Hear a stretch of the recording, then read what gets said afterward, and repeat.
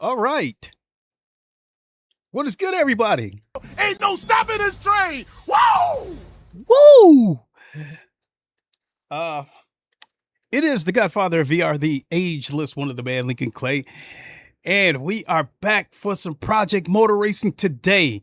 They rolled out update 2.0. Today for Project Motor Racing might be the E-Day of sim racing. I mean, I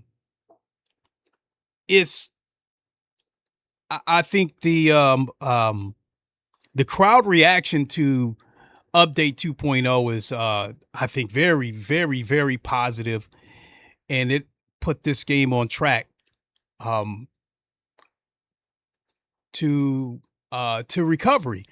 And so the reason why you guys are looking at a black screen is because I'm getting ready to fire the game up, and right out the gate, the new intro they put in the game,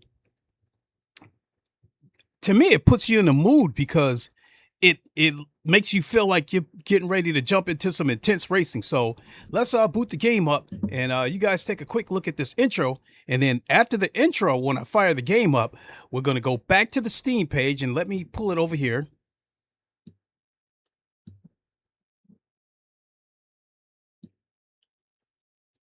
And let me turn on speech chat while we're at it. So sorry about that, folks. At Adrenaluquity said, "Is the intro skippable?" It's only like 5 seconds, so it won't. So it's not going to be the end of the world if you have to watch it.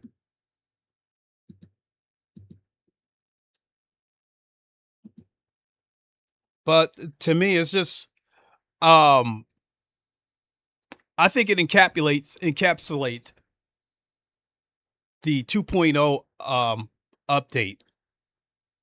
So, all right, let's get this game fired up. At Adrenaluquity said, "Oh, okay." So it's booting up.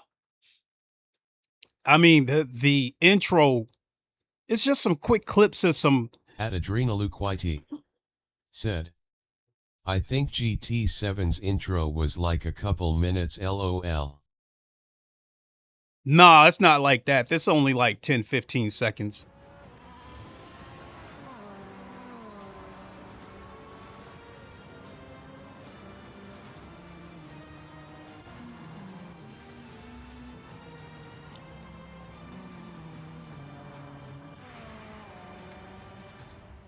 And that's it. Only like 5-10 seconds. Long enough for you to feel like you're getting ready to jump into some intense racing, but not so long that you're going to hit the skip button. Now, granted, I do like the intro of GT7 because it shows the history of the automobile, but yeah, I do skip past it. So you see right here the new main page, and let's see here.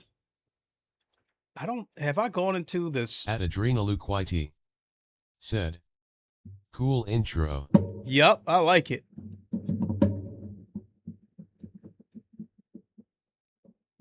Wait a minute, where's my mouse? I lost my mouse.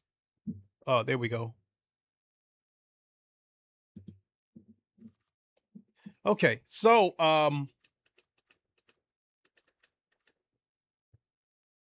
first let's look at the rank. Now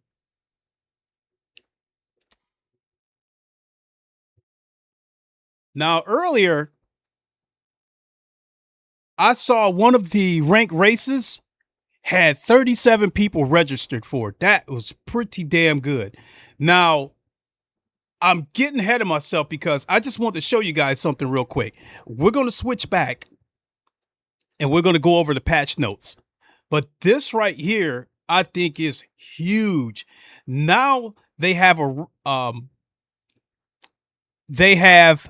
rank race for every car class. So if I want to do like a GTE class, I don't have to wait. So let me see which cars are available in this race real quick.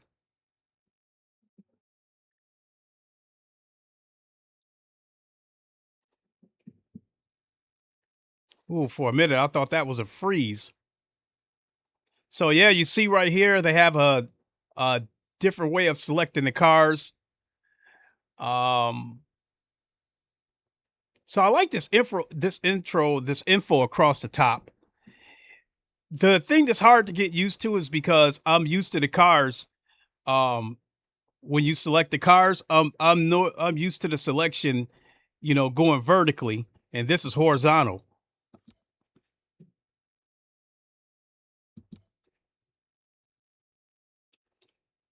This isn't a big deal to me, but I do notice that the cars have a matte finish.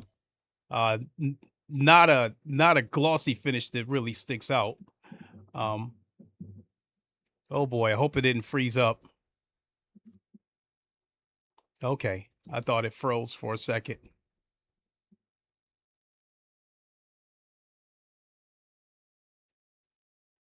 So it looks like it might be taking a second to populate the list of cars.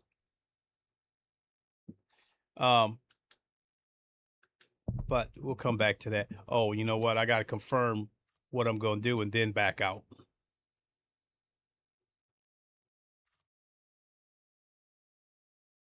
Registration. All right. So this GT3 Pro Cup, I'm definitely going to do that at Spa. And then the GT4s, I wonder how much that's going to get. And then right here, the Group C's. Oh, yes. So actually, the one class that I see that's missing here is the GTEs. At Adrenaluquid said, it's on sale on Steam until April 8th. Yeah, thanks for that reminder. I meant to say that. This game is on sale for $30. Now, honestly, let me have a look at loaded.com, because all those copies that I had been given away came from Loaded, and on average I was paying about $25. So yeah, it's still here for $24. Now, you could still buy the game at loaded.com for $24. The trade-off would be that you're not going to be able to get your money back if you don't like it. But since I'm recommending the game, I would be more inclined to tell you to get the game from Adrenaluquid said, I'm hoping PMR can be an alternative to LMU for me. I had to uninstall LMU, sad face. Okay. Let me put it to you this way, especially Project Motor Racing versus Le Mans Ultimate. The way I had described the two games is that Project Motor Racing is my go-to game when I want to have fun. In Le Mans Ultimate, Game on Scorpio said, evening. Game on Scorpio, how's it going? Ain't no stopping this train. Whoa! So Le Mans Ultimate was my go-to sim when I'm serious. When I play Project Motor Racing, I never have so much torturous fun, if that makes sense. The reason why I say torturous fun is because I enjoy this game. I really like it. The problem is every time I play it, I can't wait for it to get the VR. Like, come on, hurry up, give us this VR. Adrenaluquid said, hi Scorpio. At Game on Scorpio said, good thanks, hope you're well. At Game on Scorpio said, hey at Adrenaluquid. Now, what I'm telling you guys right here, right now, I still love Le Mans Ultimate. But when when Project Motor Racing gets its VR support, Project Motor Racing is more than likely going to take over as my #1 sim across the board, whether I want to have fun or whether I'm dead serious.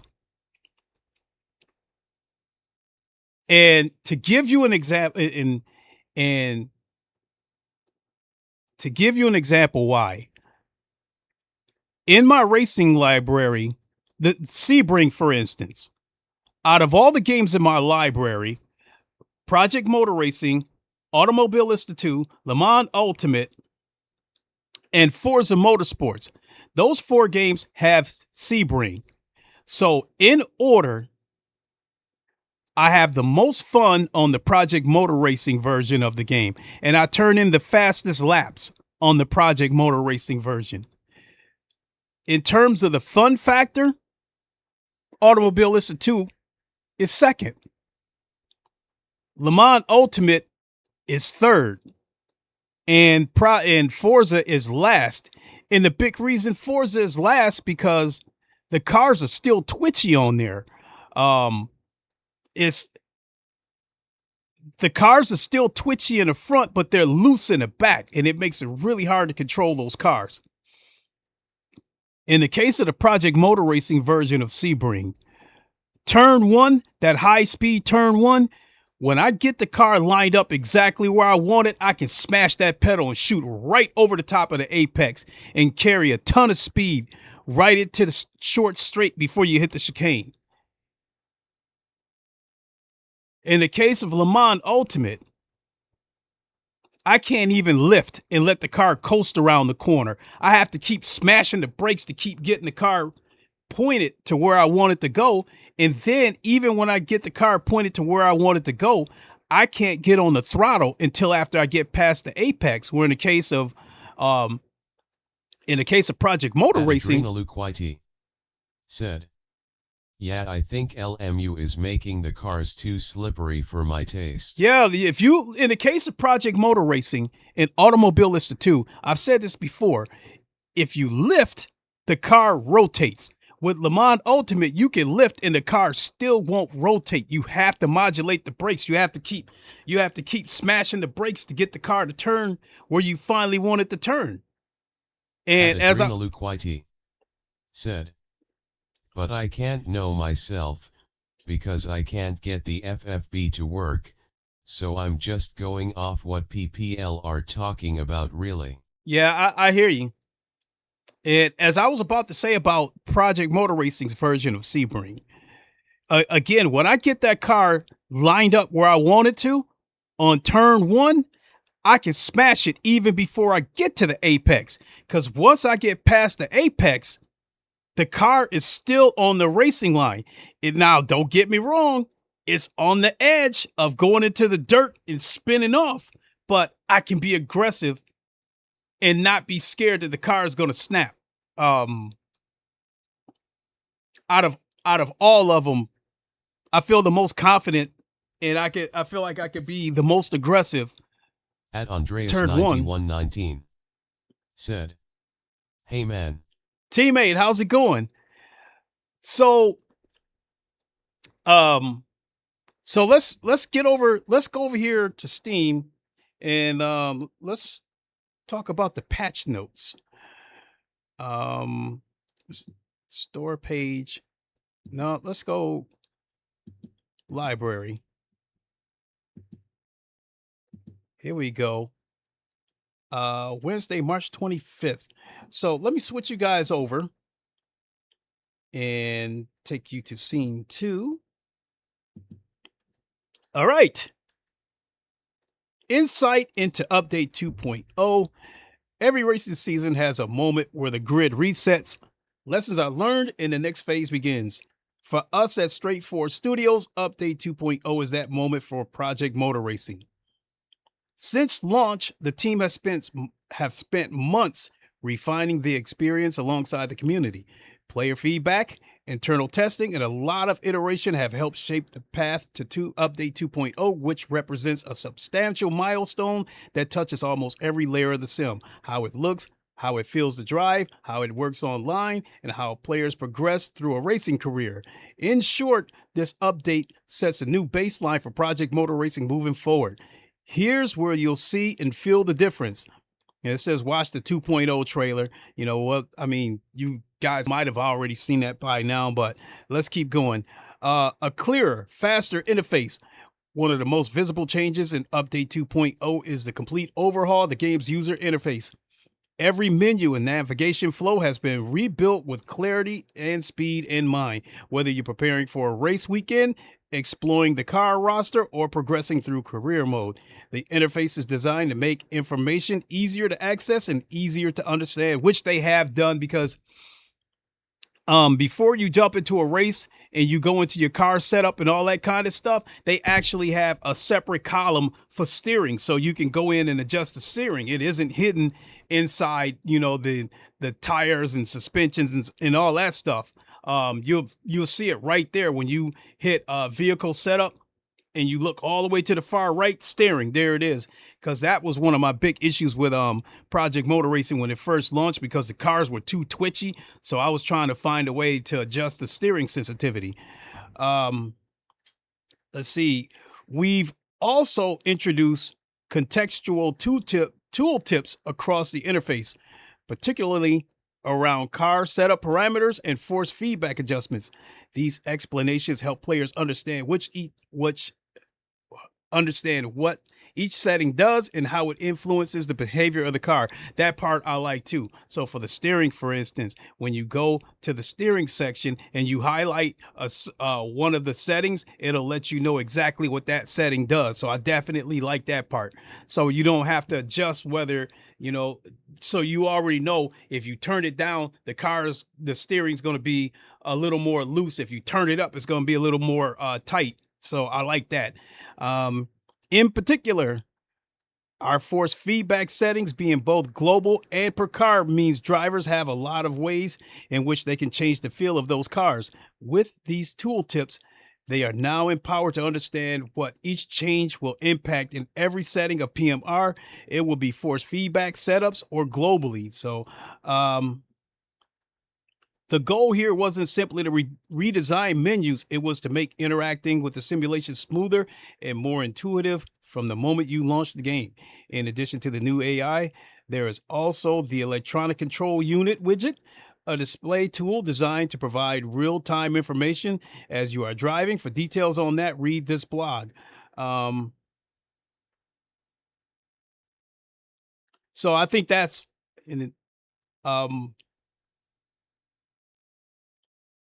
yeah, I think there was an addition to the HUD that I don't quite understand yet, and I don't think I've ever seen before. So that might be the ECU that they might be talking about. I don't know.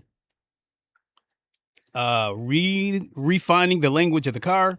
For any racing simulation, the most important conversation happens between the driver and the car. Shortly after release, our physics and handling teams began working with a dedicated testing group made up of experienced sim racers and well-known developers.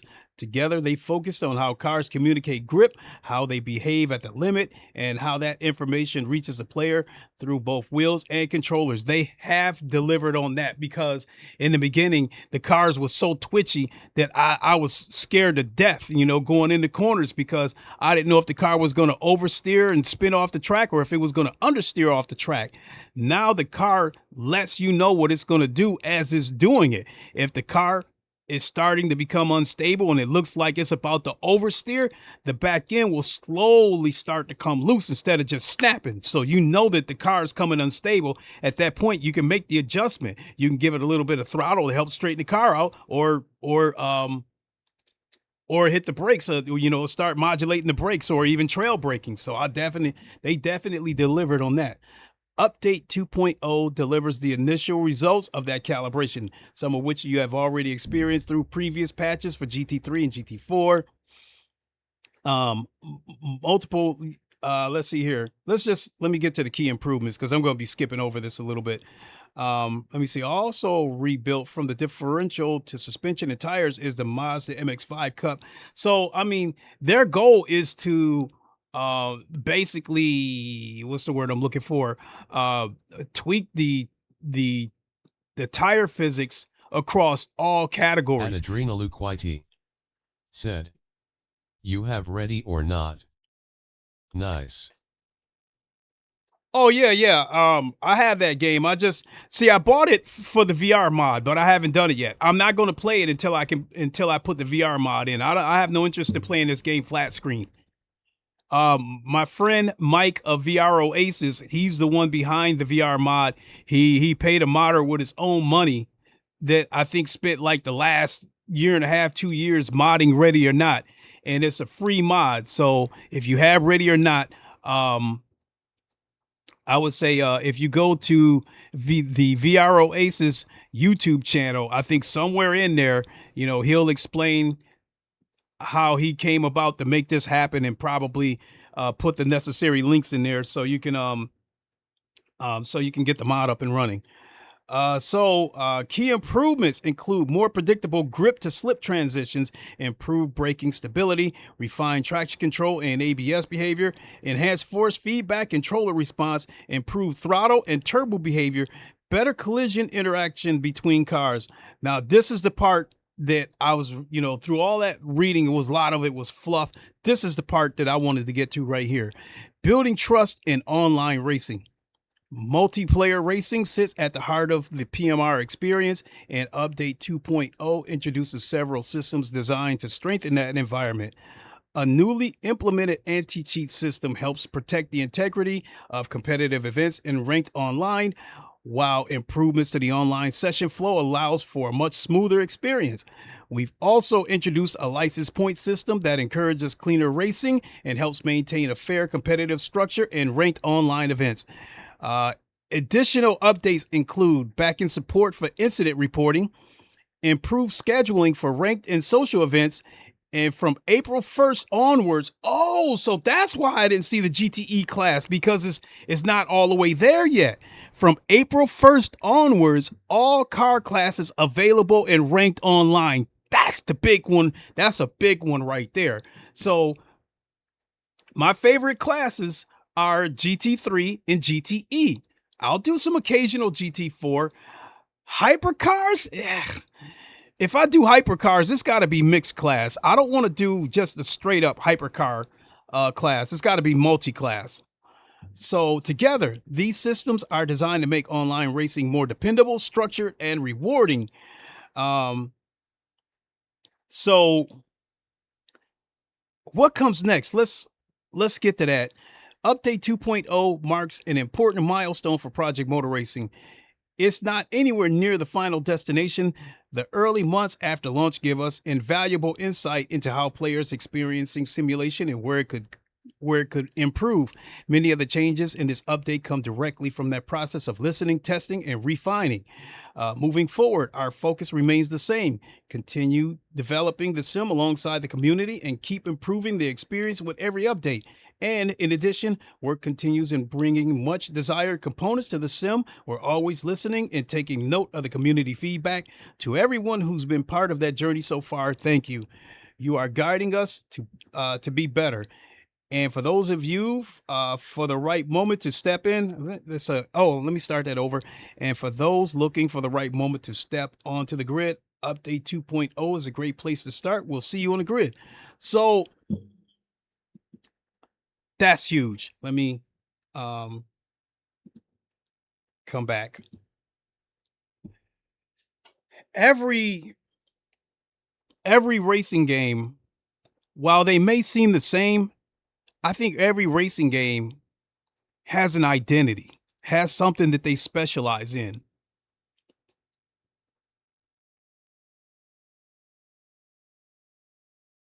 iRacing is the undisputed king of online racing. Le Mans Ultimate is the official racing game of the WEC. And since the WEC is the World Endurance Championship, right now, I think it's kind of a toss-up between Le Mans Ultimate and iRacing as the who would be the king of the endurance events, because they both have different tracks, and like iRacing can't officially do any WEC events, so they try to be a little bit slick about it, where they'll do what would be considered a WEC event, but like give it a different title. A GT7, I would consider that the game you want to go to if you want to drive real life cars. I don't really consider it, like you could consider it a racing game, but I think the direction that the developers want, I think they want this to be the game you go to when you want to drive real life cars on the racetrack. Forza, if you ask me my take on Forza, I think Forza has the best night races when you turn everything up ultra, turn the graphics up to ultra, turn on the ray tracing and stuff like that.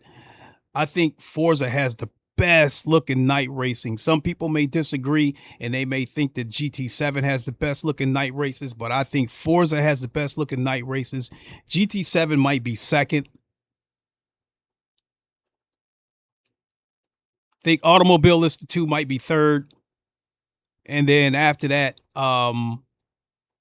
probably Project Motor Racing. So that's not bad. It's just that the night races on Forza look absolutely tremendous. Now, when it comes to the VR part, yeah, I think Automobilista 2 might have the best looking night races in VR. That razor sharp picture in VR, the lights, the bloom, all that stuff. I think when you think of Automobilista 2, that's the game that I would say has content that might be comparable to iRacing. There's a lot of tracks, a lot of cars, but no ranked races. So I would classify Automobilista 2 as underrated, but surprisingly, they do have a lot of people in the open lobbies. So that brings us to Project Motor Racing. I think the identity of Project Motor Racing was meant to lie in like the GT, GT1, GTEs, like all the GT cars of the early 2000s. I think that's what their intended identity was. But I think once the decision was made, in my opinion, at the last second to add GT3s and hypercars, I think they still want the identity of this game to be the retro cars, but I think they want to make sure that their GT3s and hypercars are up to scratch. So, and it is. And again, it's all of it's good enough that once it gets VR support, I think I'm going to be putting in the most time on Project Motor Racing, hands down. So something else I want to show you guys. Let me go to YouTube and show you how I think Project Motor Racing is headed in the right direction. So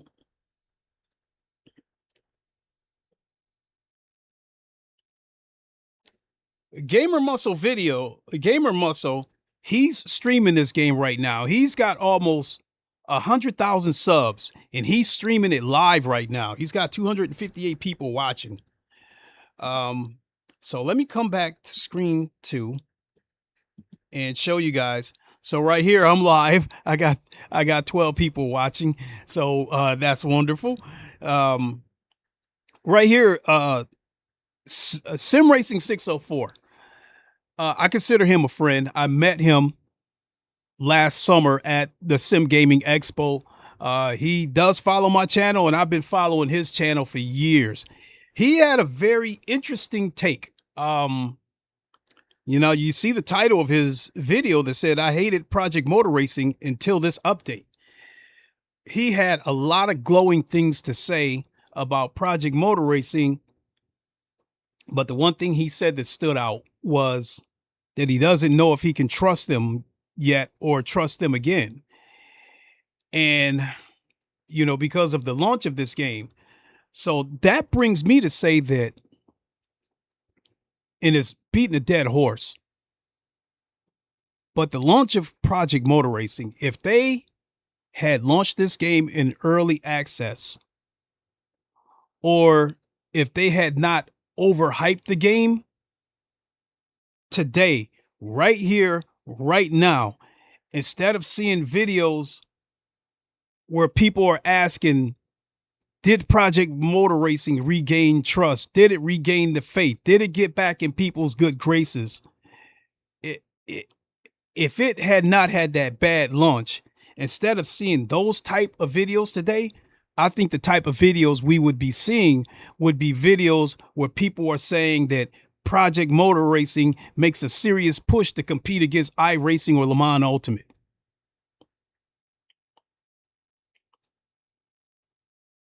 In my opinion, this is what people should be saying today. The update 2.0 puts Le Mans Ultimate and iRacing in their crosshairs, and that they're making a serious push to compete with those games. And what we got right now, I think the game has the chops to do it. I think we just got to get to the point where people got to stop being mad at them and come to this game and give it a shot and give it a fair shot and put all that anger and all that bullshit out the way. And I think they will see that this is a great game. They have come very, very, very far. So Sim Racing 2604, you see his video got 2,100 views.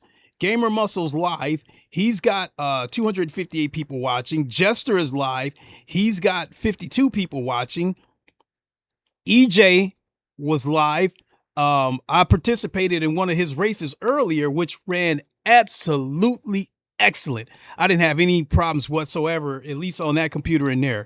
My big thing is, you know, I'm going to get to that too. I'll come back to that because update 2.0 for me, there's not a lot to look for because I didn't have a lot of problems with this game. But I did have a reason to test this game on 3 of my devices, on this computer right here, my computer in the bedroom, and the PS5 for different reasons. I'll get to that in a second. So going on, EJ was live. He had 5,000 views here. Matt Sellings, he's a guy, I think he just now broke 100 subs. So shout out to him. His video had 820 views, and for a person with 100 subs, I think that is pretty damn good. Boris was live earlier, 3,300 views, and yeah, he was fucking with me earlier because the race that EJ hosted earlier, Jester and Boris was in there. Boris got behind me and he bumped me a couple of times and kept flashing me, trying to distract me and shit. So he was fucking with me. So yeah. I'll see you again, Boris. Kirith, I haven't seen his video yet. 3,400 views. Traxian GG and Overtake GG, you see 13,000 views and 8,400 views respectively. Their review of the game was mostly positive, but the gist of what they were saying is they don't feel that 2.0 is like the magic pill or the silver bullet.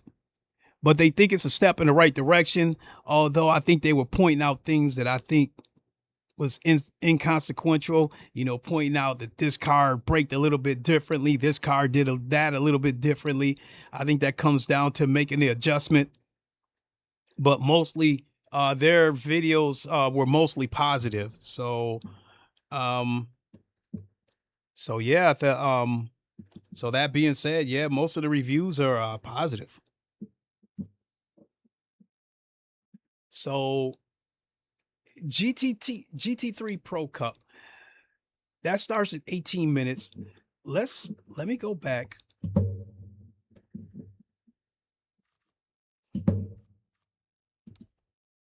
And take a look at the custom lobbies.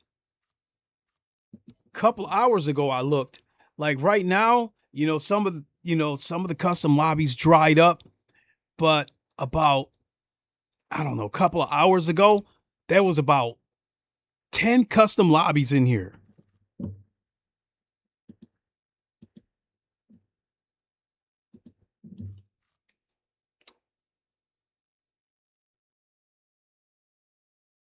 So At Adrenaluquite said, I'm also sub to Alex K. Alex K,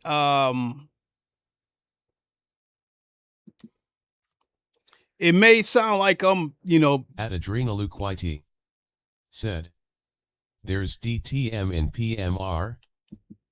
I don't think there's a DTM class At in here. Adrenaluquite said, oh wait, I think that's just the lobby name NVM. Yeah, I think DTM technically, I think that's just the IMSA version of GT3.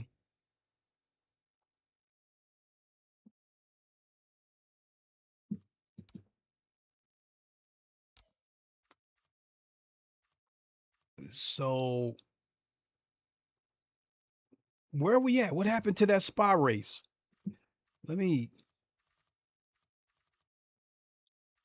Here we go.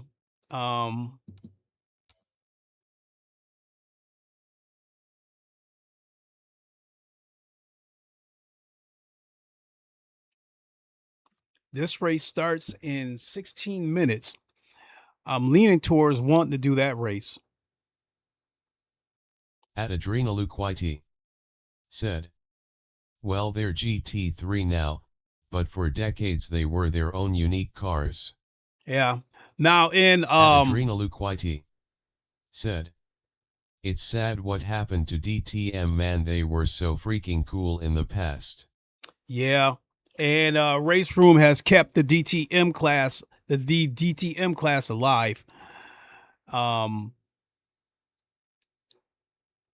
So yeah, when I go to buy cars, basically on Race Room, you have two of the same cars. You have the Ferrari 296.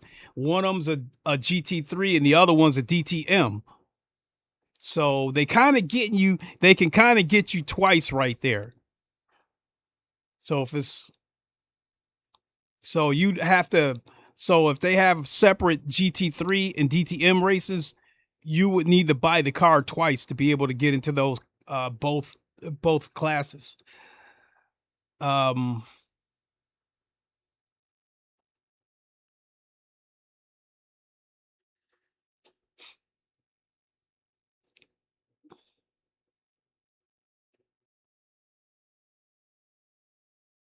think I'm going to, yeah, I'll go ahead and enter this race, and then I can lastly talk about what I was looking for in particular. I am going to, so yeah, right here, I noticed like this Aston Martin right here, it's got it's kind of got a matte finish to it. You can see some parts of it where it's glossy, but it's got a matte finish. I could care less about that because, you know, the car, you know, has. At Adrenaluquite said, Race Room had to drop all Ferraris from their store BTW. I checked yesterday. The Ferrari 296 is still available in the store. The Ferrari 296, the GT3 and the DTM versions, they're still there, but all the rest of the Ferraris are gone. Because I went back to try to buy the 488 GT3 and it's not there.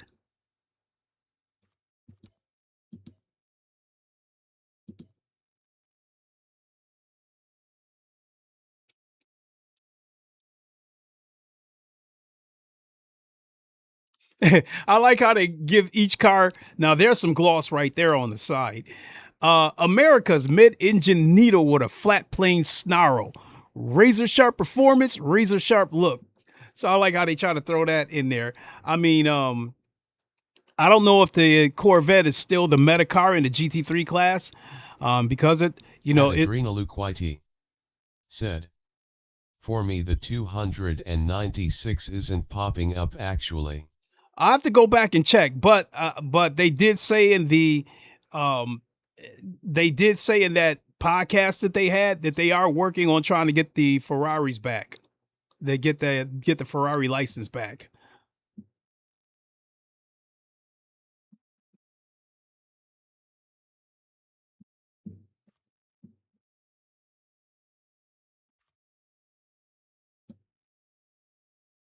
Okay, it'd be better to do it this way then.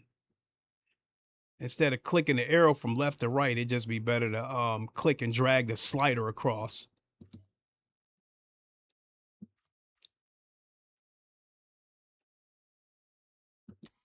All right, we're going to go with this car. Status, registration. We've got 7 people registered so far. All right, so 7-lap race. So that's perfect.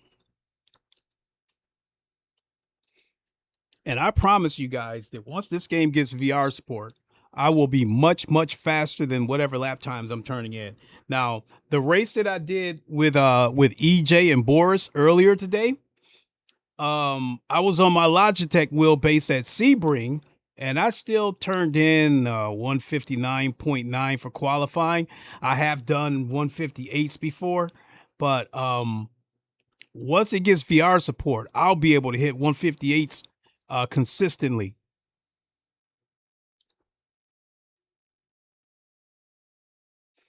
Look at that, 5 stars. Coreliquid said, "Is it possible to set FFB settings across the game?" I would like to think so, but that's not something that I dove into because I make the force feedback adjustments from my wheelbase and not in game.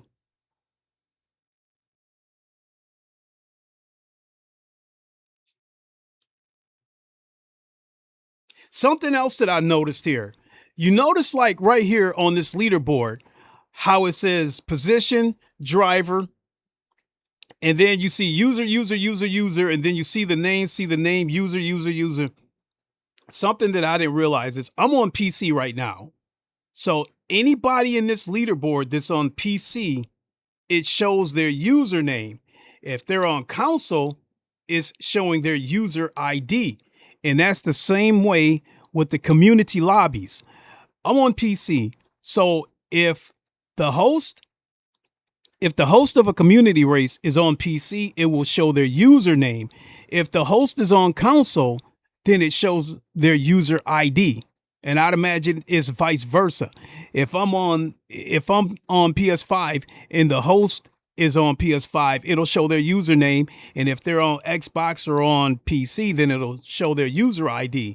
So that explains why there was a couple of times where EJ or Jester was hosting a room and I went looking for him and couldn't find him. Well, I was able to find EJ because he's on PC, but Jester's on PS5.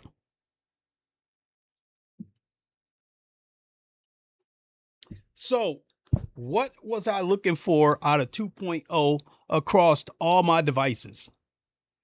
As far as they talked about the graphical improvements, the visuals being improved on PC, that didn't matter to me because you control those settings. On PC, you control your resolution and you control your in-game graphical settings. So improvements to the graphics was inconsequential to me unless you can do it and it doesn't tax your PC as much. So that part was unimportant to me. What was important to me on PC, I think when they said improved performance, and I'm wondering if that meant by way of frame rates, would I be able to keep my same graphical settings but get an improved frame rate, or flip it where I turn the graphical settings up a little bit and I'm still getting the same frame rate. So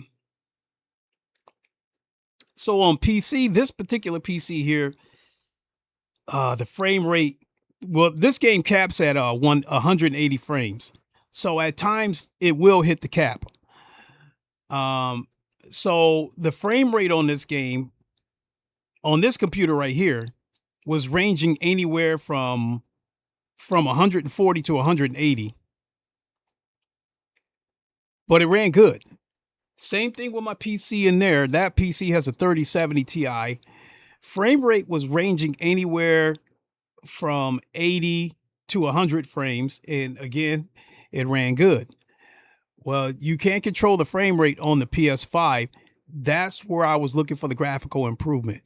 When I booted the game up, I didn't see anything that was like, holy shit, but it looked a little bit better than me, but I couldn't really put my finger on what I was seeing, but it looked like it seemed like it looked a little bit better. Performance on the PS5, it's always ran good on the PS5 for me. My big issue was with the latency. Especially if you run the PS5 through a capture card, the latency for the steering was absolutely atrocious. When I disconnected the capture card and ran my PS5 straight into the TV, the latency was much improved. But you can see that the response on the PC with your steering inputs is still better than a console. And I think that comes down, a lot of it probably comes down to the CPU, because no way around it. No matter what kind of shit these fanboys try to talk about with the consoles and stuff like that, if you've got a much better CPU in your computer than the PS5 does, somewhere along the way, and somehow, your computer is going to outperform it.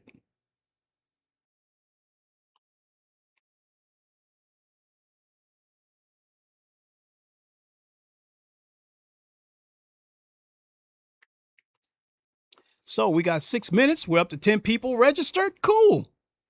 So this computer right here, or more or less this wheelbase, you guys might know that in the past, I was dealing with gear shift issues where I'm in second gear and I go to upshift to third and it'll skip right over to fourth or fifth, jumping from 2 to 4, 3 to 5, that kind of stuff. I was having an issue with that. So that's why I'm on this computer right here to test to see if the gear shift issues have been fixed. The race that I did with EJ earlier, I didn't have any issues at all with shifting. That computer in there, hey, it's still the same. It runs good. The frame rate is about the same. I haven't, it hasn't dropped. It hasn't improved. And again, over on the PS5, it looked a little bit better, and it still runs the same. So I would say that my biggest concern was with this computer with the missed shifts or the wheelbase skipping gears. So we get past that, we Gucci. When I was watching EJ's stream earlier, he had set up a wet race, and that rain looked so real that I didn't want to be in it. That's crazy when the rain looks so good that you don't want to drive in it. The rain looked real. The spray coming from the cars looked real. The background, everything looked dreary. It looked tremendous. So they did an excellent job on the rain.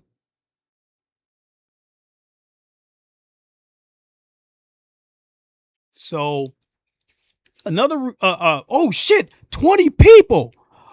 Oh shit. 20 people registered. Oh shit. 21. Now we're about to find out. The skipping gears that I was dealing with before in the past.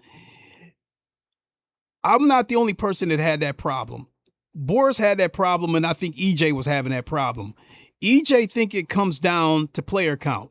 He thinks the more people that's in a session, the more internet conflict that it causes. That's not the way he said it, but I think that's what I'm trying to say, that the more people that was in there, the more, internet friction it was probably causing. And that might have been the root cause of my wheelbase skipping gears, because when I was in an online session where there was maybe like 5 people in there, no problem. But I noticed that when my wheelbase was skipping gears, there was like a session that might have had like 15 people in it. Oh shit, we hit 26 for a second. 24 is still good. Cause I think up to 32 people can register. After that, we'll go to a different split. So I think if that isn't proof, we're back up to 25. 25 people registered for a race. Right there, to me, that's proof that this game is headed in the right direction. Because normally with these rank races, I think the most I might have seen at one time in a race might have been 15. We're up to 26 again. So that's huge. That is huge.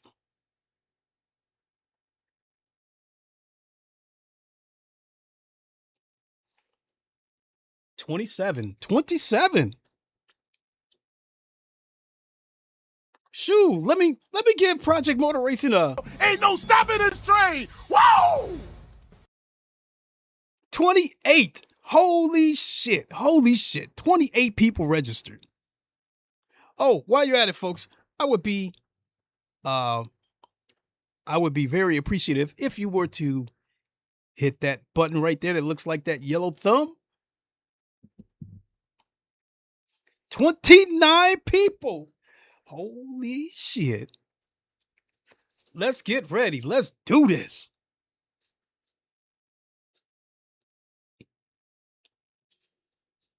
Let's do this.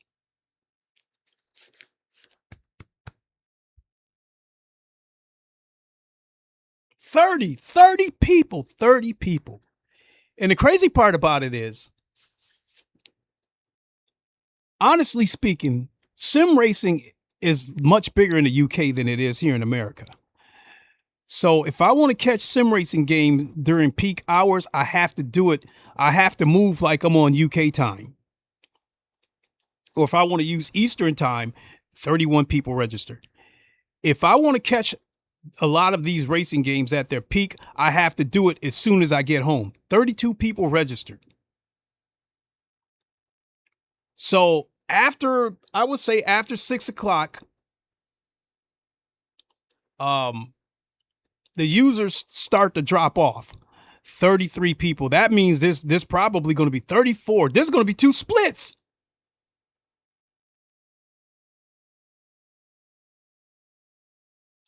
If this holds up, there's going to be 2 splits. That would be unbelievable if we have 2 splits, because I have never seen that before.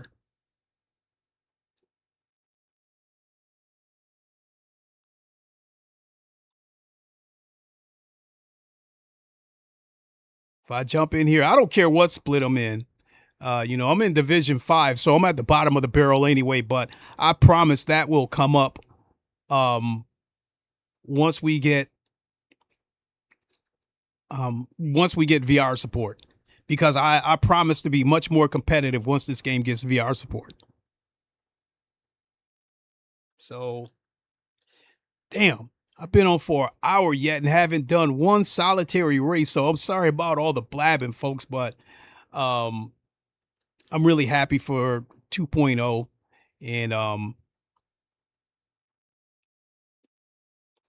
and I think Project Motor Racing is finally about to start crawling out the mud.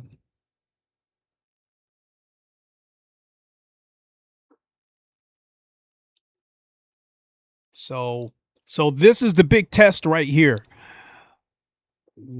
How is my wheelbase going to act? Is it going to skip gears? My Logitech wheelbase doesn't do it, but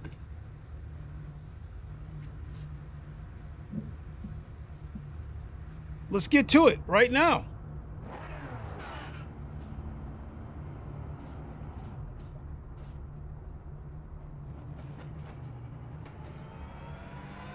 No, it's not skipping yet.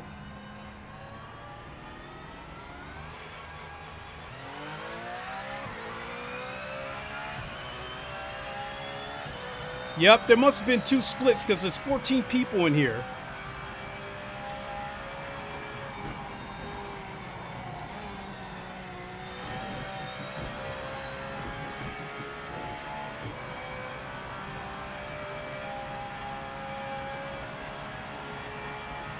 I do see a little bit of reflection in my windshield. That's like reflecting the dashboard.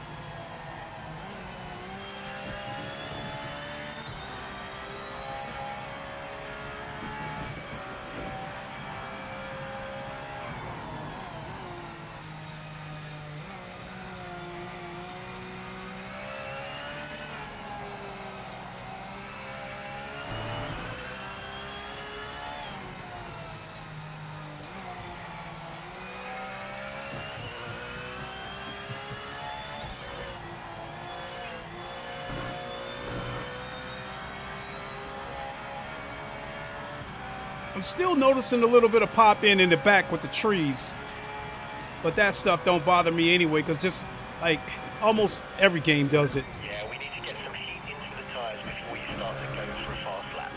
And I see they got a different engineer voice.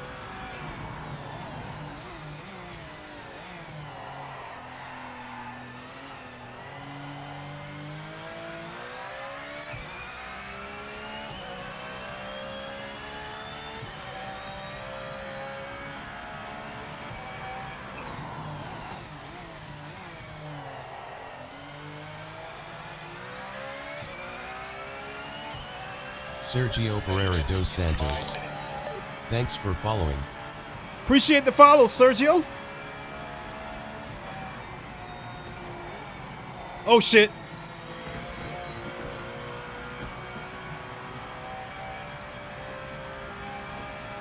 And while you're here, Ain't let no me give you one stopping of this those. train! Whoa!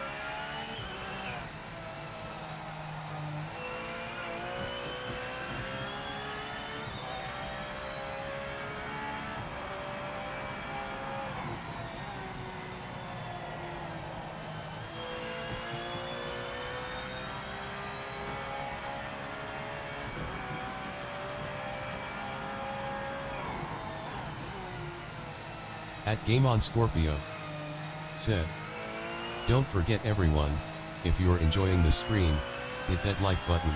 appreciate it, Game on Scorpio.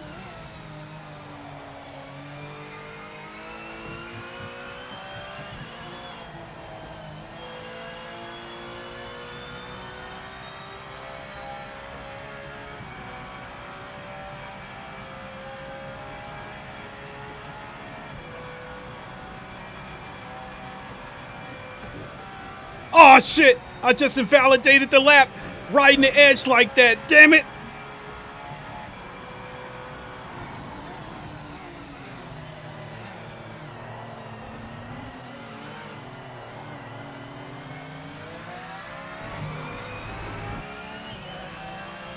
Come on, get out my way.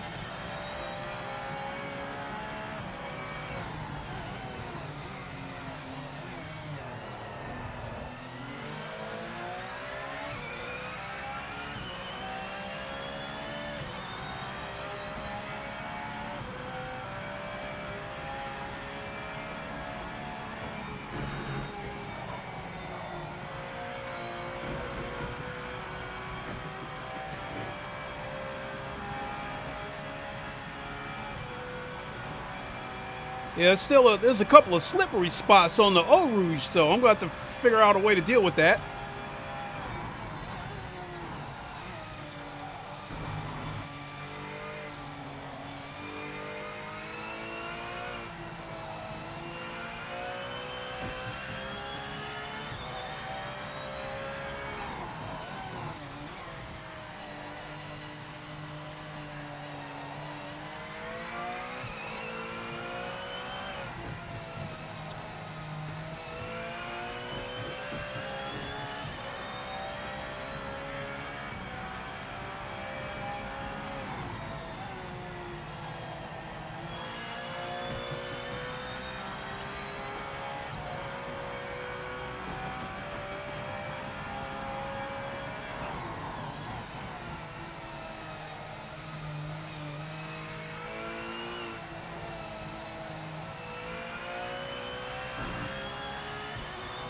At the fastest second sector.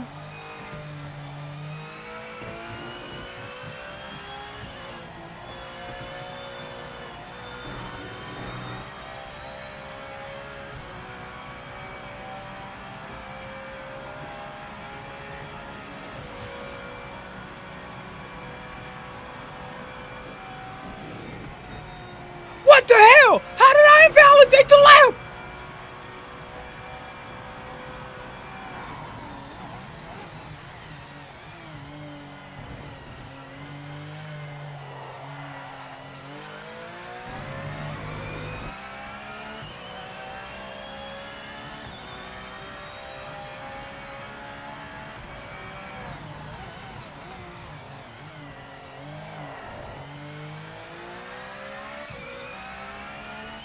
This is my last chance.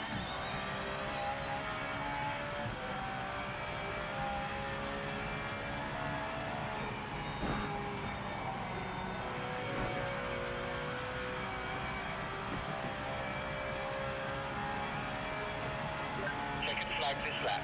Wrap it up.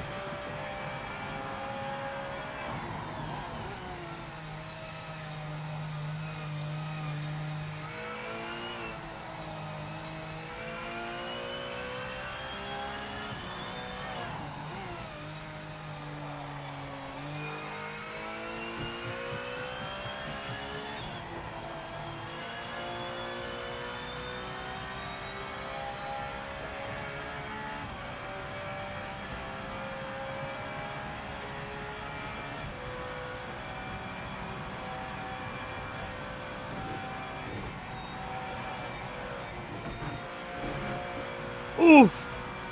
I thought for certain they was gonna make me invalidate lap.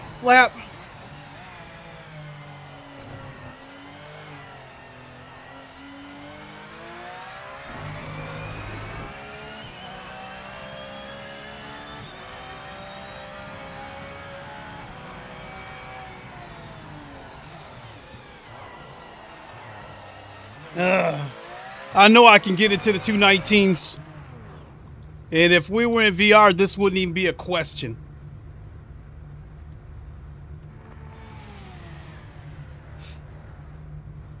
Playing this game on the PS5, yes, there was still slight latency on the PS5, and I had to drive differently. So I had to change the steering sensitivity a little bit, and I had to lift a little bit sooner than I would like. Game on Scorpio said, "Third, nicely done." Yeah, but I was aiming for the 219s. I know I can do it. I've done it before. I've even hit 218s on here before. But thank you. Ain't no stopping this train. Whoa! And let's go Voltron Force. So I don't really think I need to set up anything.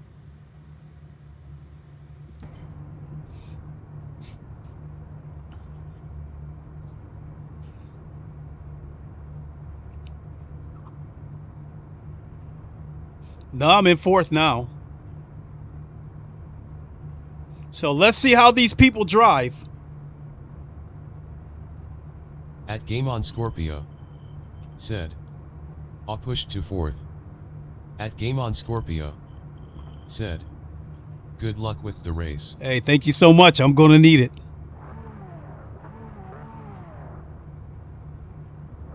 Now, if they piss me off, I had to pull out that Corvette. Got to pull out their American muscle on them.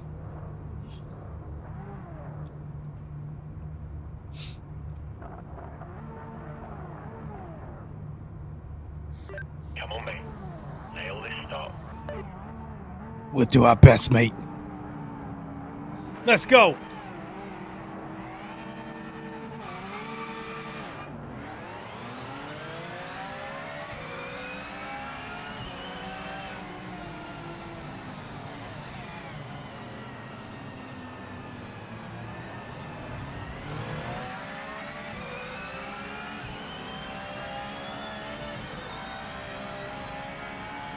Get away from me.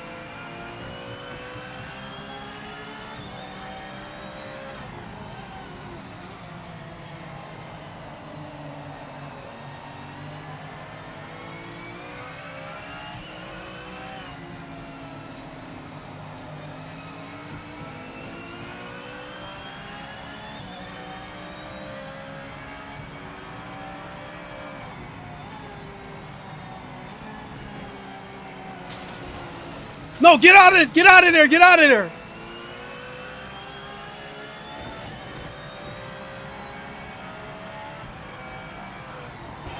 Oof! Heavy damage.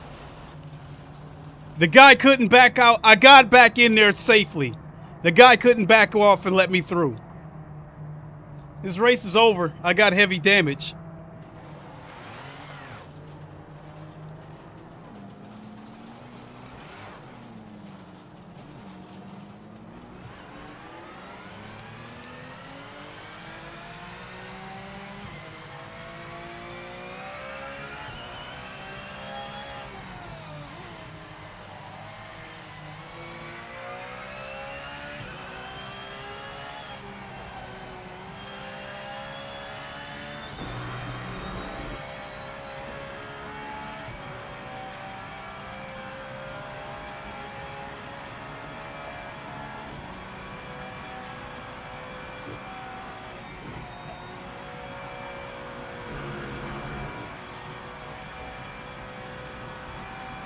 At Game on Scorpio said, radar needs further work, looked like you got hit from the rear but the guy on the radar wasn't near you. That's very well possible. I wasn't paying attention because when I got back on the track, I seen a guy, there was a guy next to me and there was a guy behind me. Now the guy that was behind me, it seemed like he was going to go ahead and concede the position. And then all of a sudden I got turned around.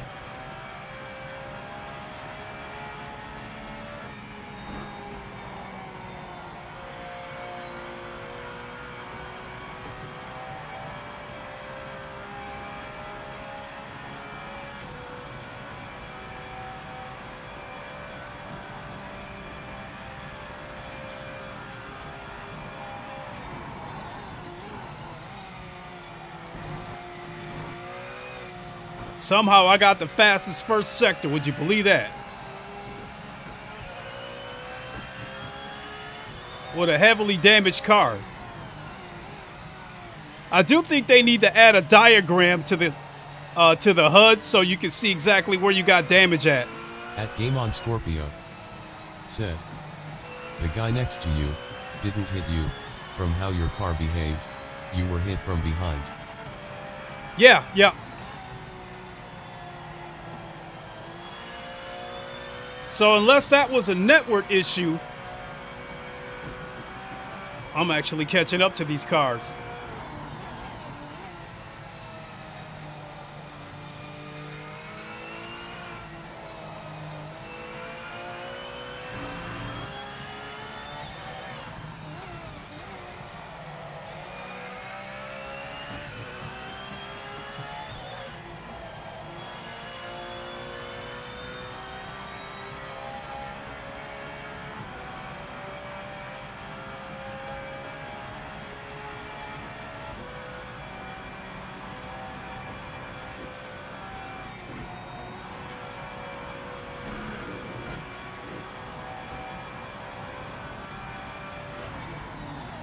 At Game on Scorpio said, does it feel like your car has heavy damage? No. The car does not drive like it has any kind of damage.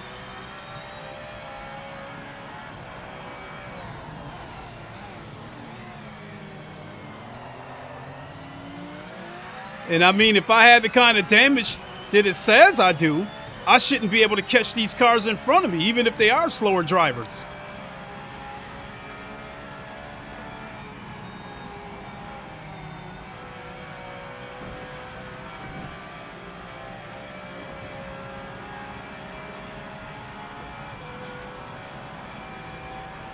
Oh, I thought he was going to clip me.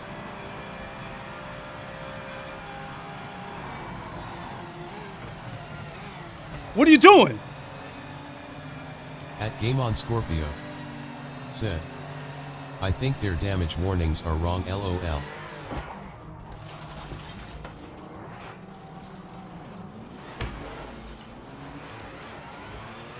So the guy went on and gave me another smack anyway.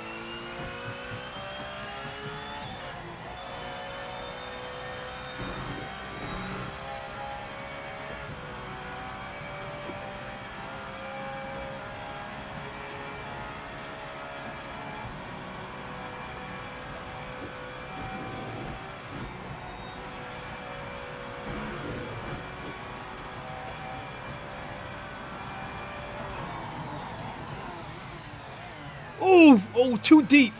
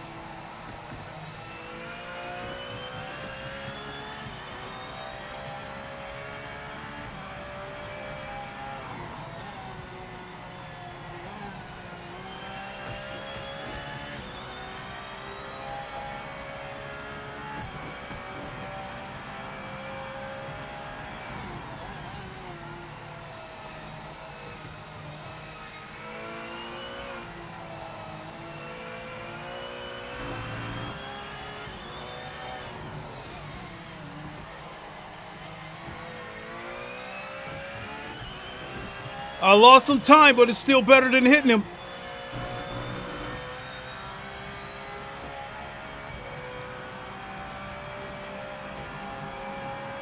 What's going on with these cars being stuck on the track?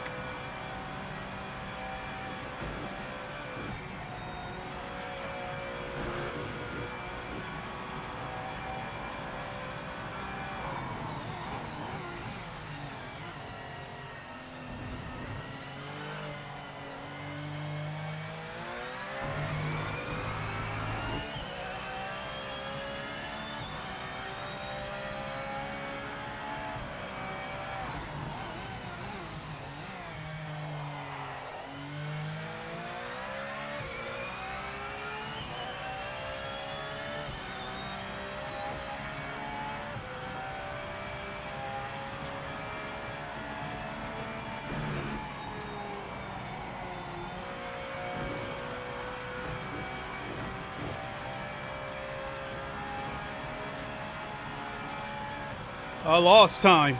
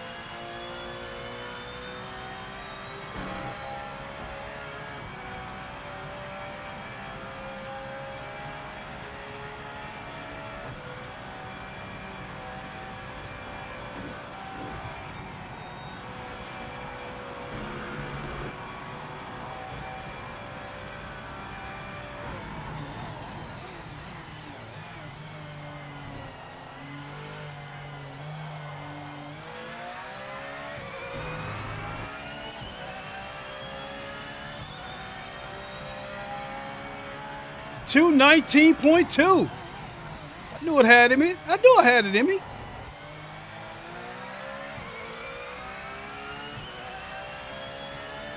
And I did that with a damaged car.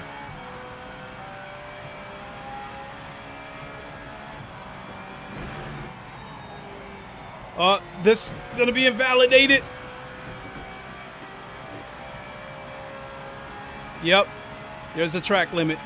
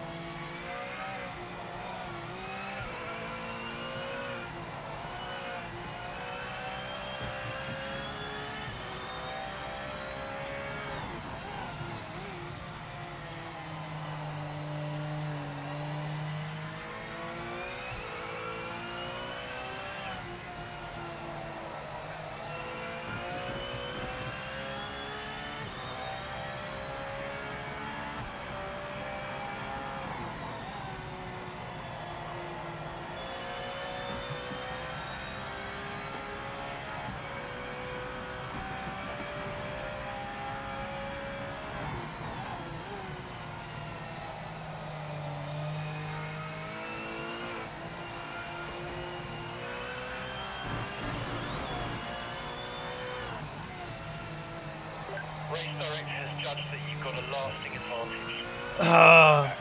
Slow down now. Slow down now.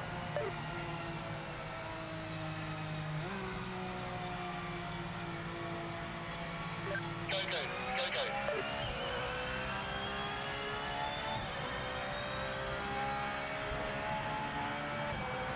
I wouldn't have been able to do anything with that lap anyway.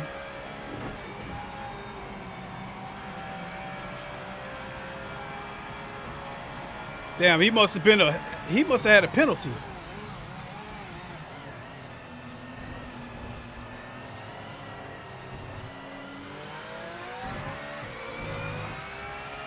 Somehow I finished 6th out of this mess. Look at that. The guy who won did a 217.3.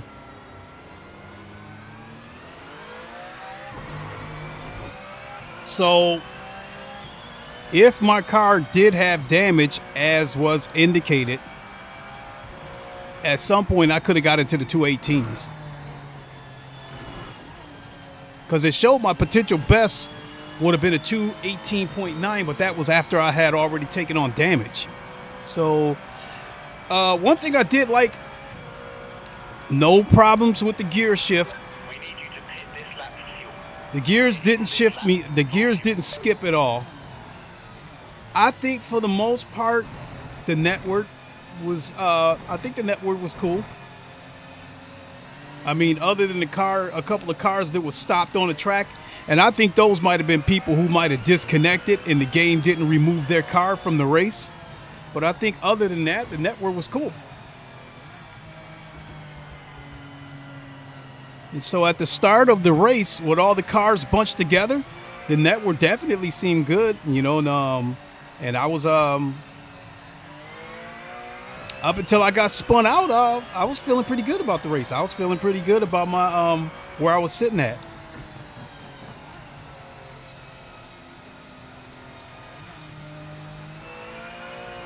So I'm not even going to bother saving that replay.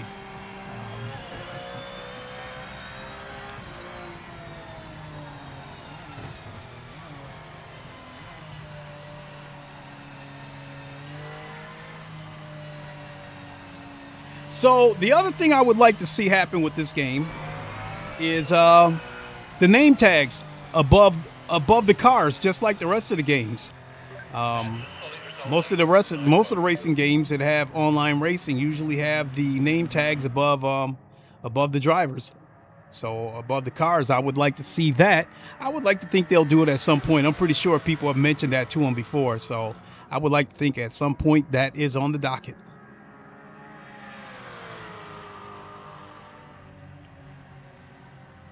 But so yeah, the network felt good. The car didn't skip shifts. Let's see here. What we got? Group C at Lexington. No, I don't know that track that well. So let's go back and see what's in the community lobbies.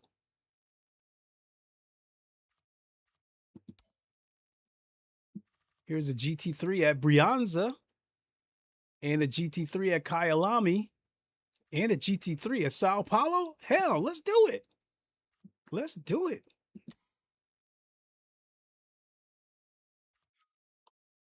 And, oh, I got in there just in time. Where am I at? Change vehicle. We'll stick with the Porsche. And we are ready. Damn, 17 cars in here. Not bad, not bad. Noonday. So the host of this race is on console.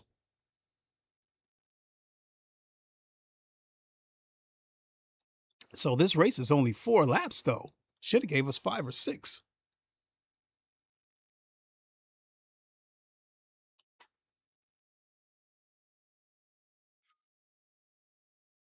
Yeah. Oh, shit. We're up to 21. Up to 21 people. Goddamn. 22. Goddamn. 22. 23. Goddamn.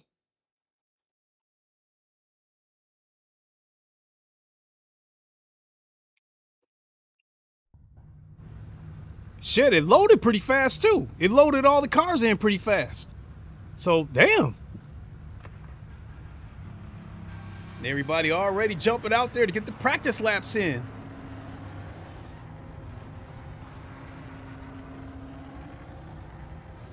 Let's go.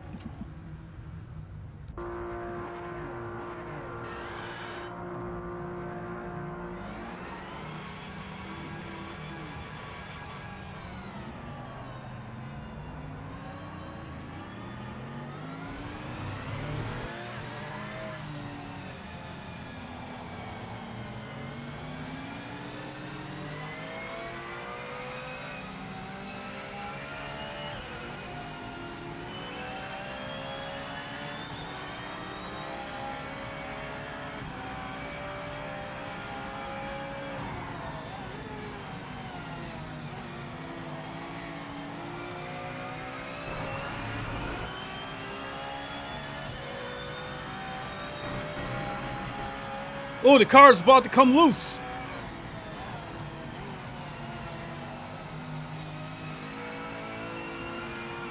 I need you to get out my way now.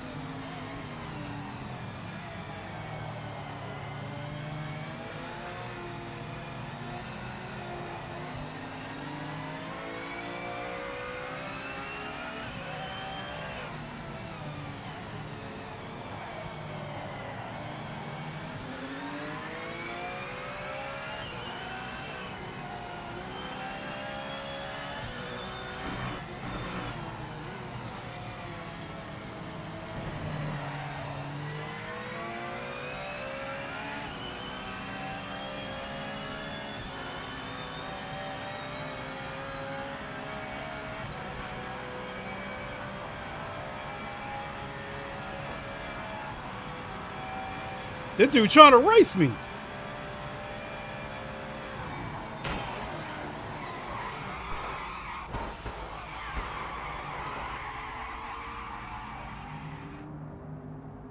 Oh my Lord. Hopefully they got damage turned off.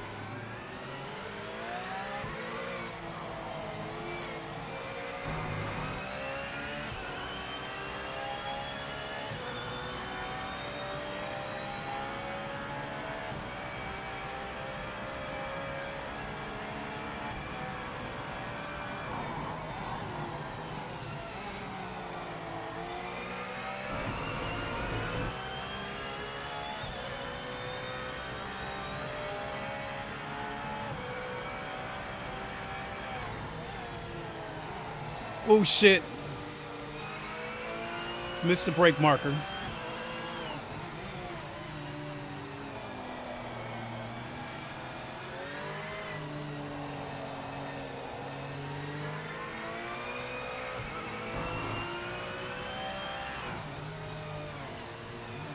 At Game on Scorpio said, "Yay bumper cars LOL." You got that right. No spatial awareness.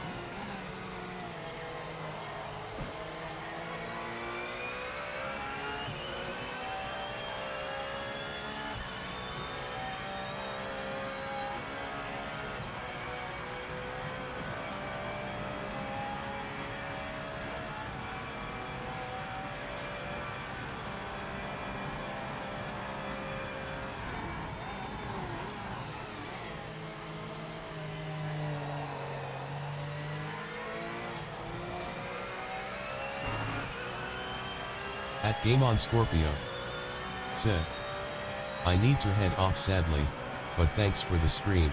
Hey, thanks for dropping Let's in. hope VR comes soon." You got that right.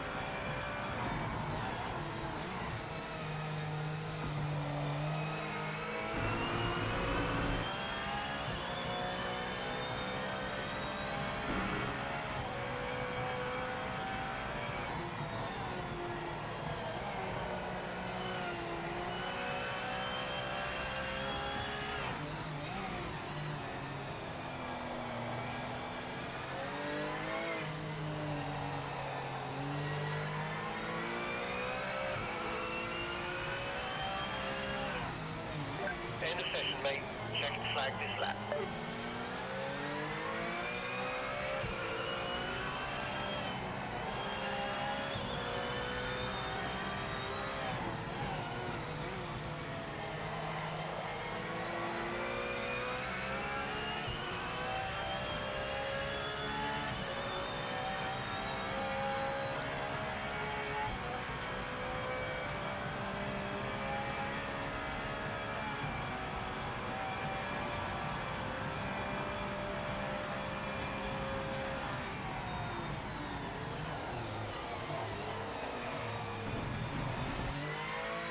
So 133.2. So I know at some point, as long as somebody doesn't take me out, I will get into the 132s. And if I had VR, I'm confident that I probably could have got into the 131s.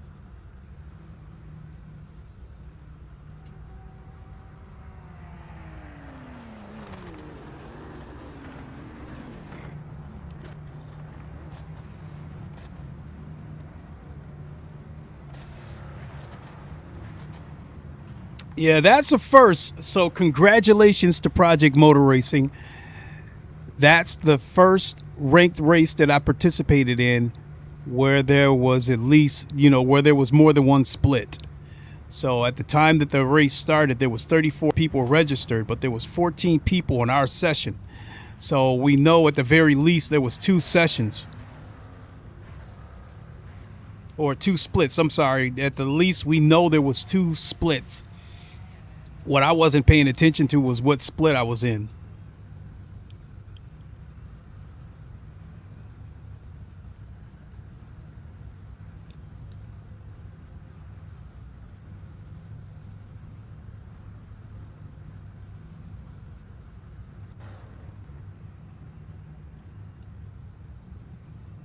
All right, let's go.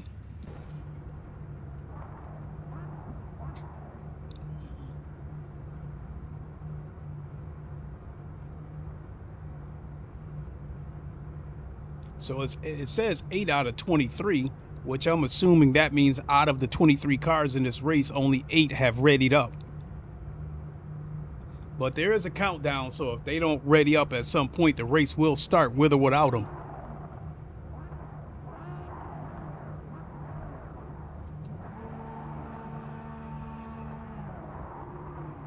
All right, let's go Voltron Force.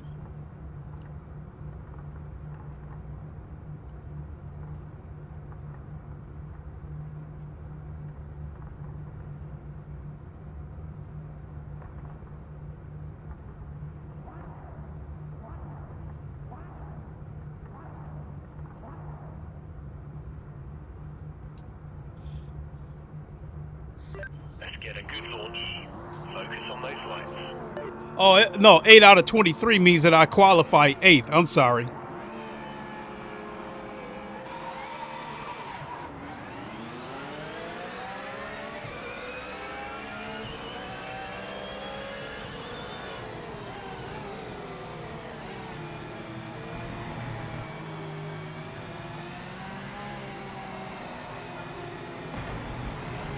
Die bombing, idiot.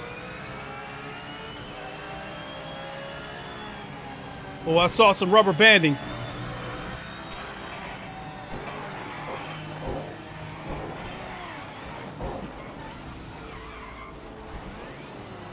All right, so there still might be some network issues here.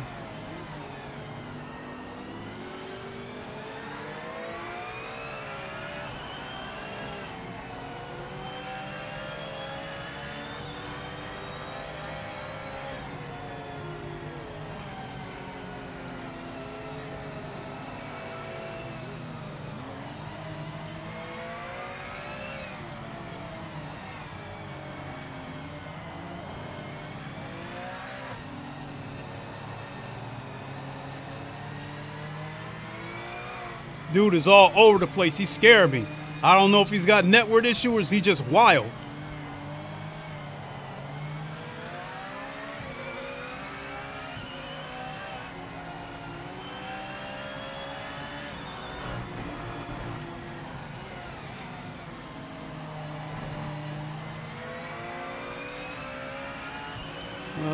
I'm going to have to try to get past him at some point.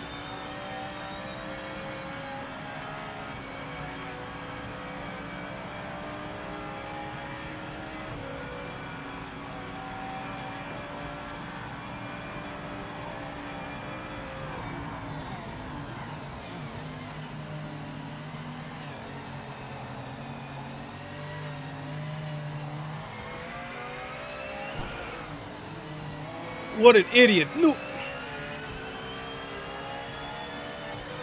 I seen that coming from a mile away, so I was already prepared to hit the brakes. What? You go ahead, dude. You're getting too close. Thanks for the follow. Appreciate it.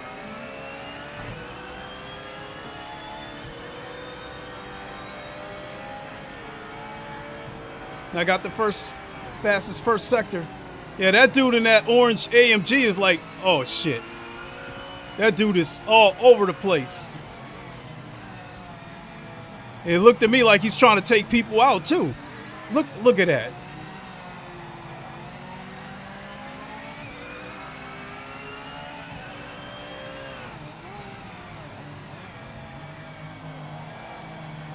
Jeremy Kalu.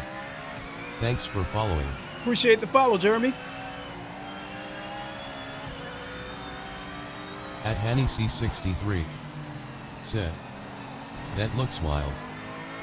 Yeah, this dude in front of me is all over the place.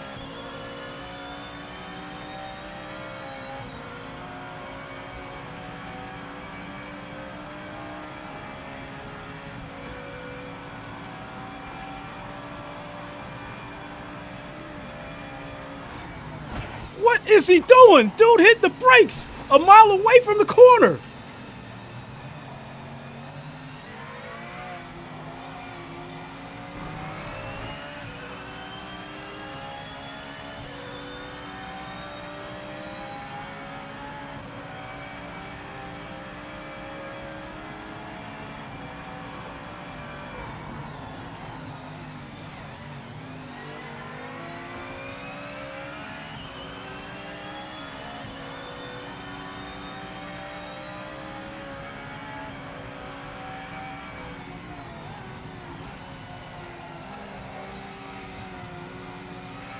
He's hitting the brakes a mile away from the damn corner.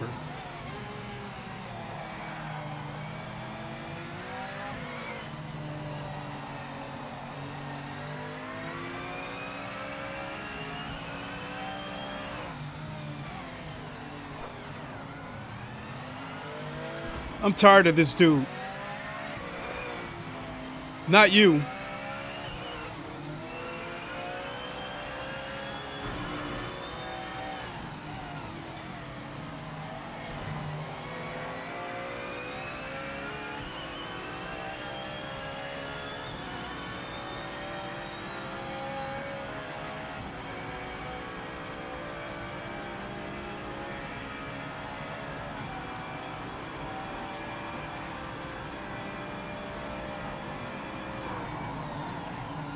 There we go again, hitting the brakes like a mile away. He was aiming for me. I'm tired of this dude. Good, he's gone.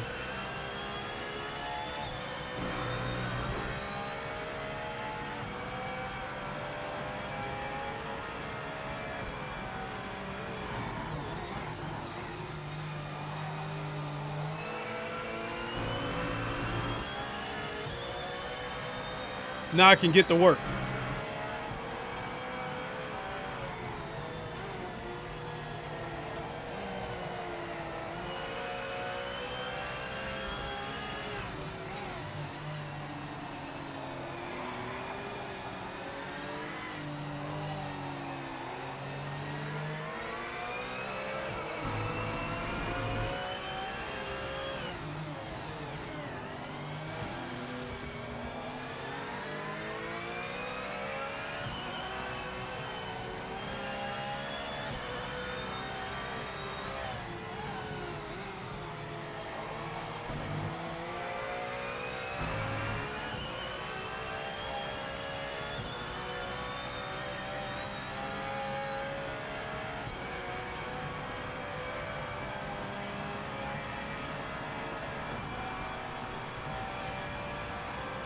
Wonder why he hit the wall.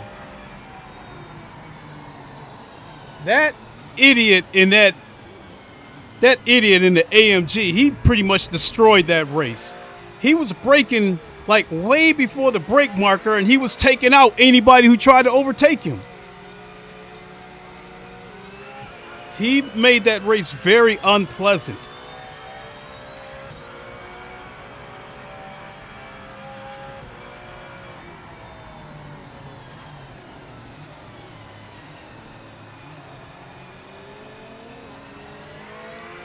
I couldn't set a good lap either because of him.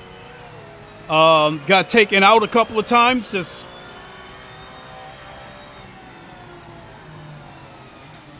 I did see some rubber banding a couple of times.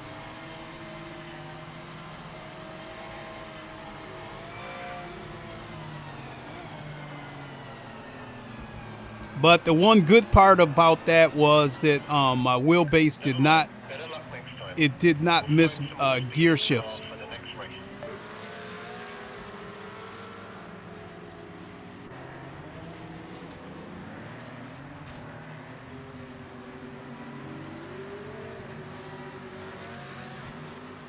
So, for context, oh, by the way, how's it going, teammate? Henez, how you doing?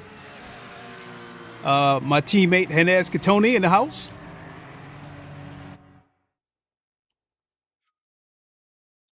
So let's back out and see what else is going on, because that dude definitely destroyed that race.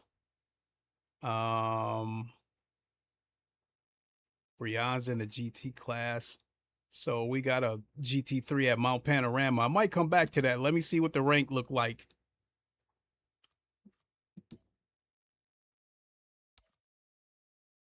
GT4. Let's head back to the GT3 Cup. We got 6 racers. We got 6 people in there. At Hanny C63 said, I'm good. Good How to hear. are you doing? I'm doing pretty good. Doing pretty good.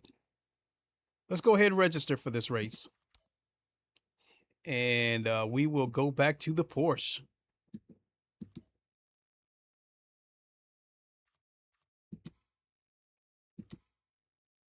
All right. 7 people registered. Well, 6. So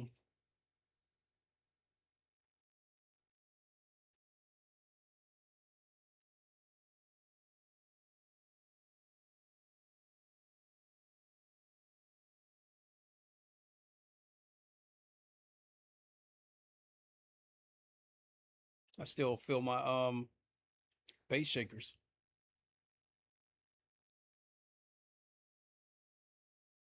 So I think I will take this opportunity to grab a drink. So I will be right back, folks.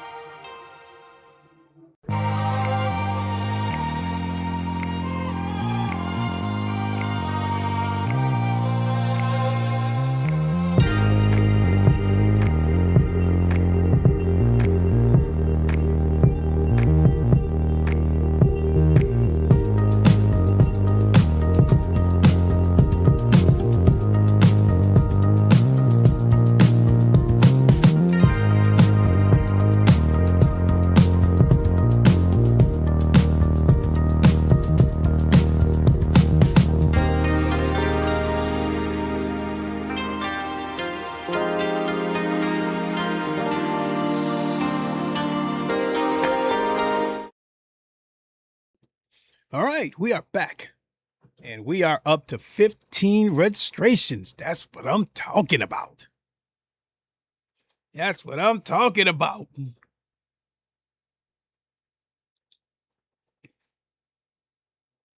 '18. Project Motor Racing is on its way.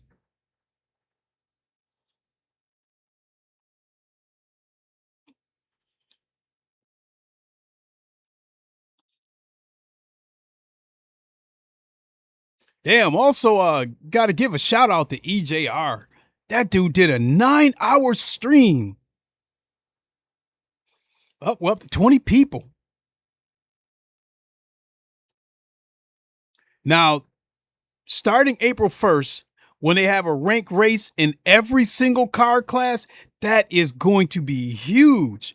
Now, there's going to be some rank races where there aren't going to be much participation. Like, I don't think there's going to be much participation in the like maybe the GTE class or something. But I do think that since there's going to be like a dedicated GT3 rank race, I think you're going to see a lot of participation in that. And I mean, we're already seeing it right here. 22 registered drivers. Whereas before 2.0, if I would have registered for this race at this time, there probably only would have been 3 or 4. If I'm lucky, 6 or 7. So that is cool. I don't need to see 2,000-3,000 people registered for a race. I just need to see, in my opinion, if there's especially given the situation with this game, if there's more than 10 registered users, I'm good.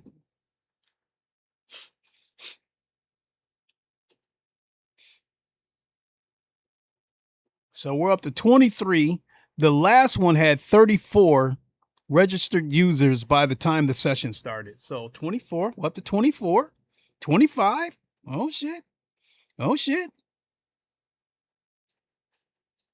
And we still got a little over a minute and a half left.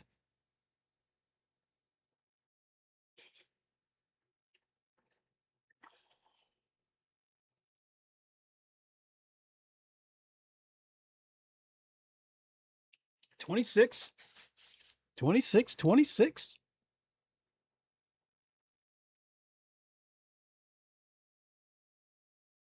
Come on, drivers. Let's get those numbers up. Let's see if we can break 30.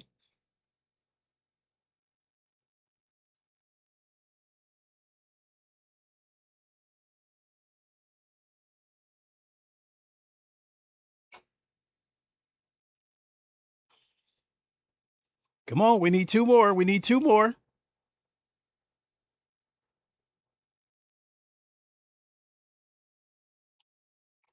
I think 30 users would be perfect, and that means we would still remain. At Monk 4206 said, I'm coming. Well, let's go then. Ain't no stopping this train. Whoa!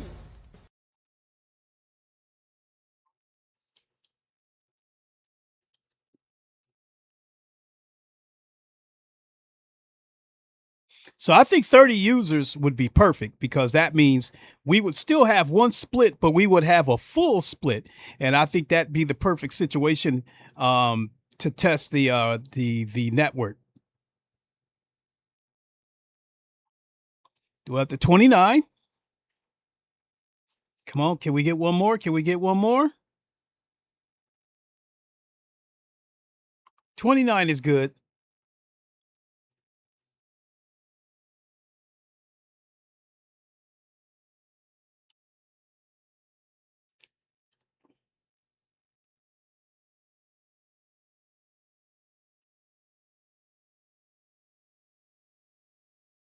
At Shaolin Monk 4206 said, didn't let me. Oh, shucks.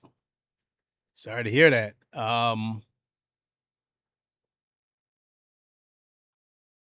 Guess we'll have to see what the next one looks like after this race.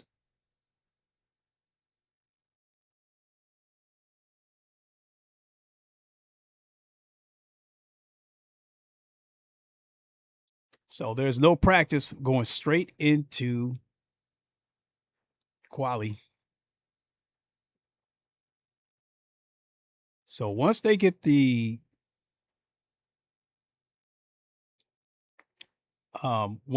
network like absolutely nailed down, that's when I want to start seeing some special events, the 2.4 at Spa or something.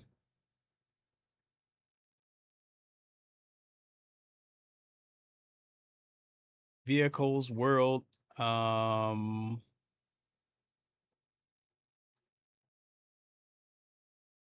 right, this is taking a little bit to load up. Let's see, 1,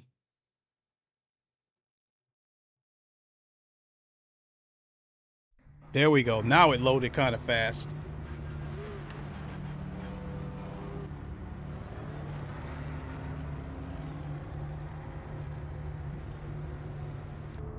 Let's go.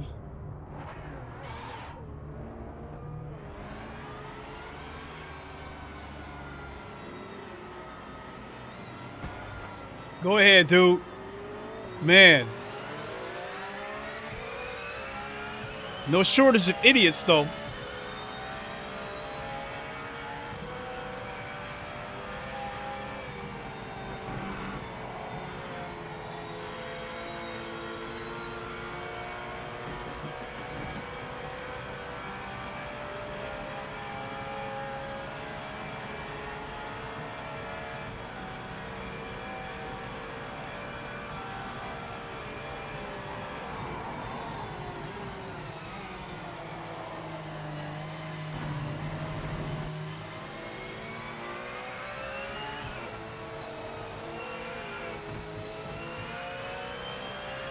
I'll wait for the tires to get warm before I push it.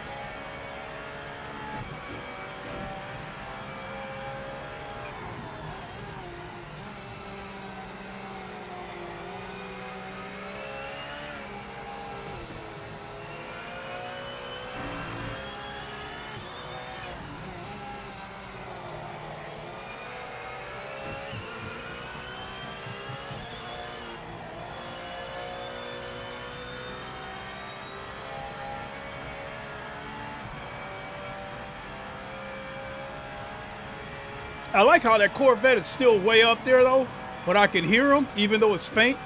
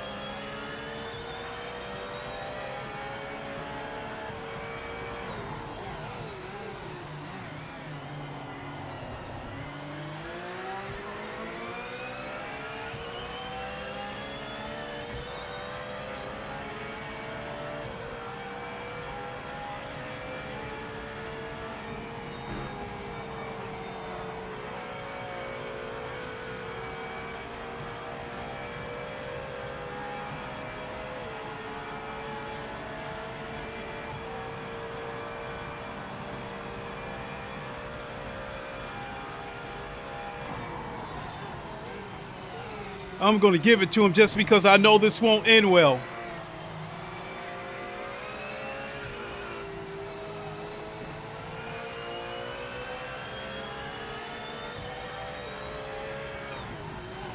Because this is the same guy that charged out of the pits like an idiot and hit me on his way out. So I already knew he wouldn't have backed off and gave me the corner even though I'm faster than him.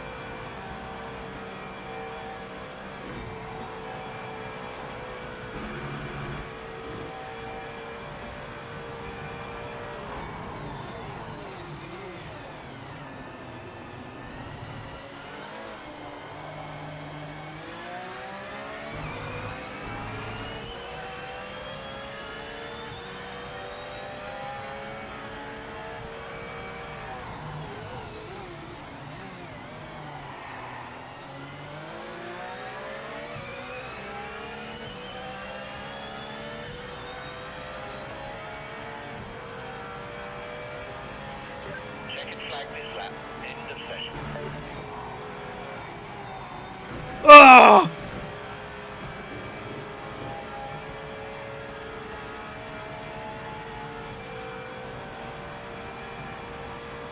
Look at that. Dude did a 216 flat. Holy shit.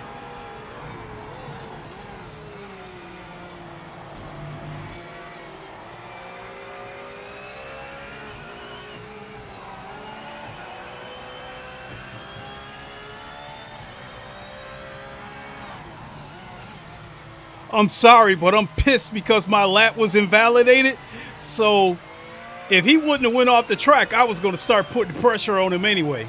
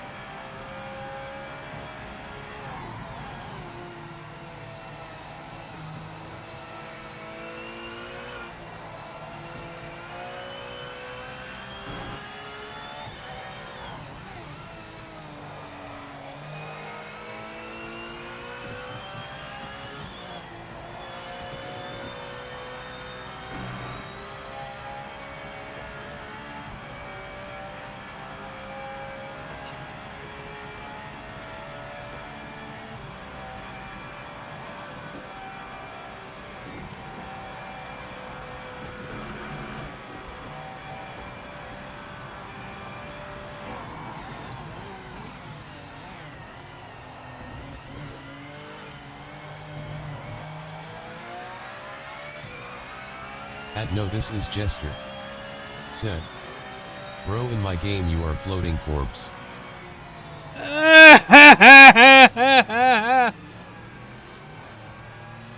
Oh shit, I'm a floating corpse? No, this is Jester.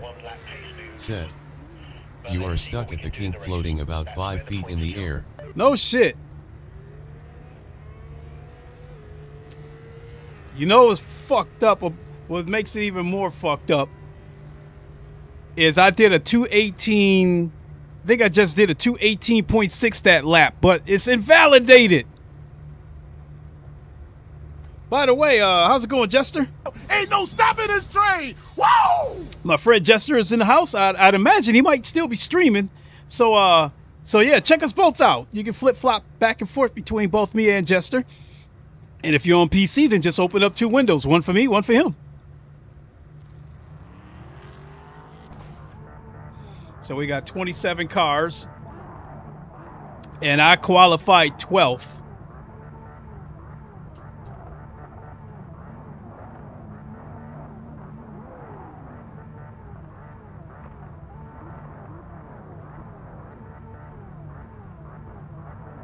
Somebody trying to make music with the RPMs.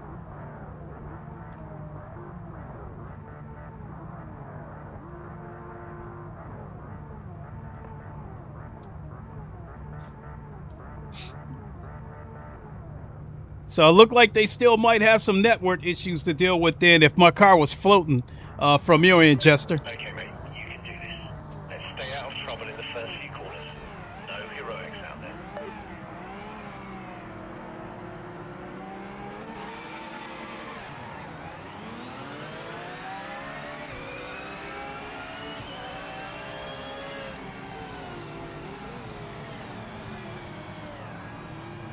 Jesus, that dude was slow getting around the corner. Come on, dude, stop it.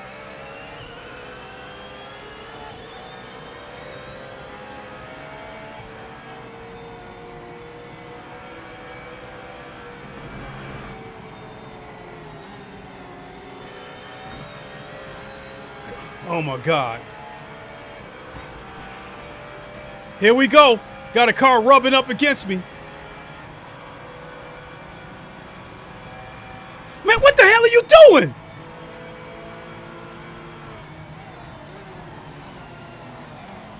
Dude, push me wide.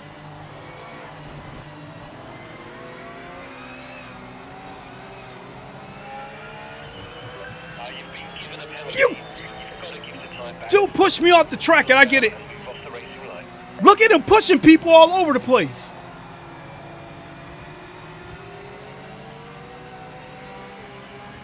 Okay, mate, good to go now. Oh, piss. I'm going to chop his ass down. I'm not going to take him out, but I'm going to catch him.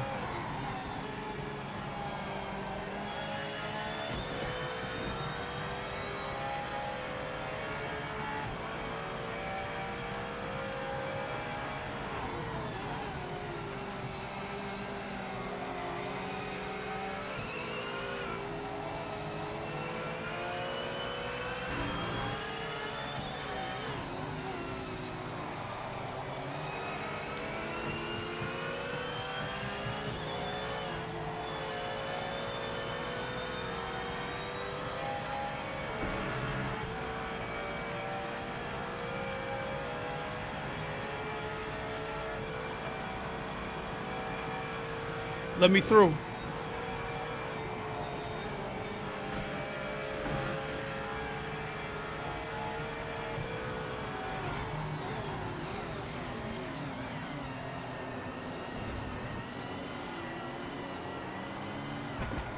Damn it.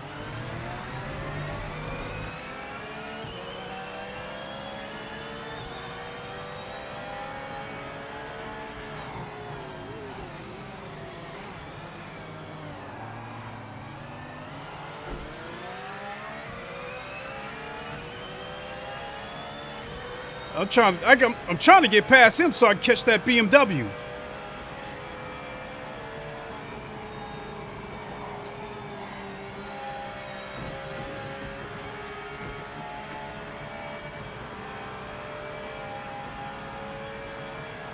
I'm fuming at that BMW. His name is Ant-Man.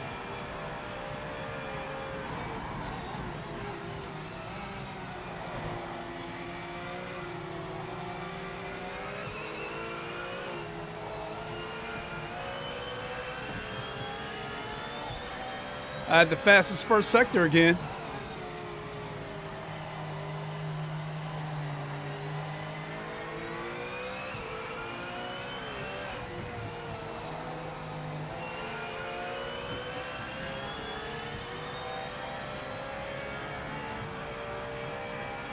The hell is he doing?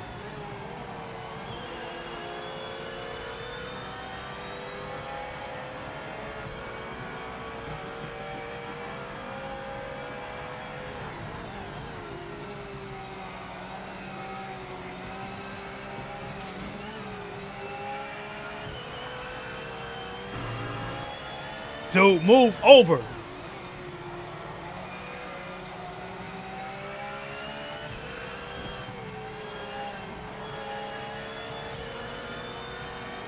Either you move over or you stay on your, or I stay on your ass until you crack.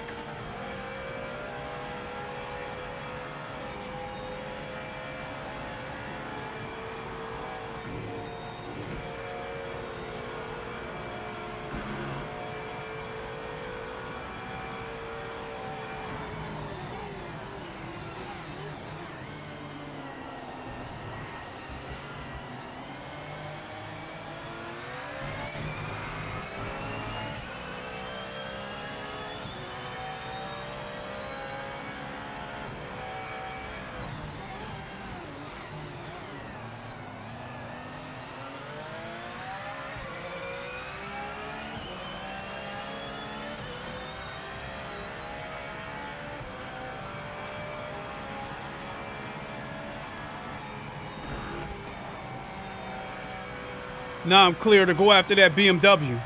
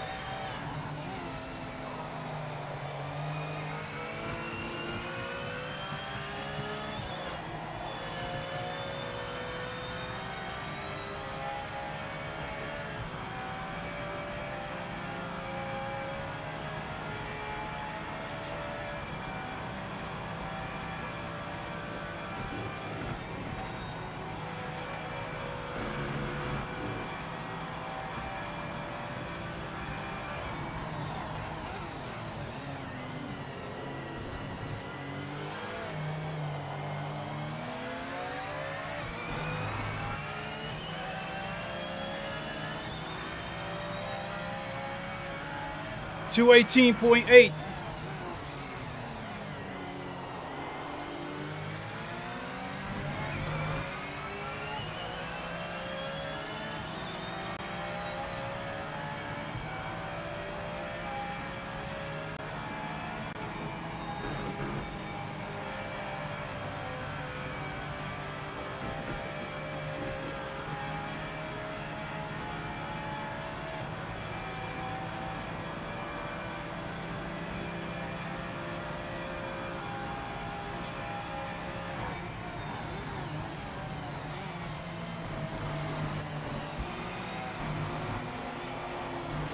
God damn it. I did all that work to catch him only to lose him.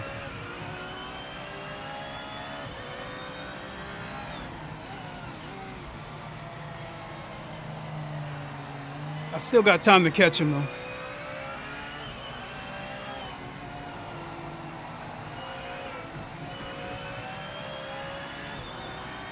Especially with the three of them fighting up there.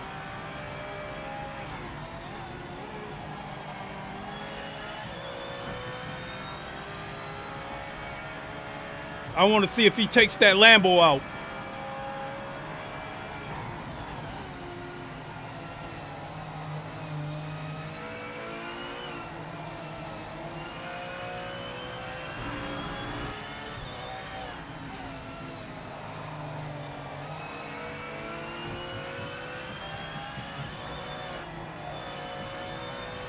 Oh, good riddance. Thank you, Lambo.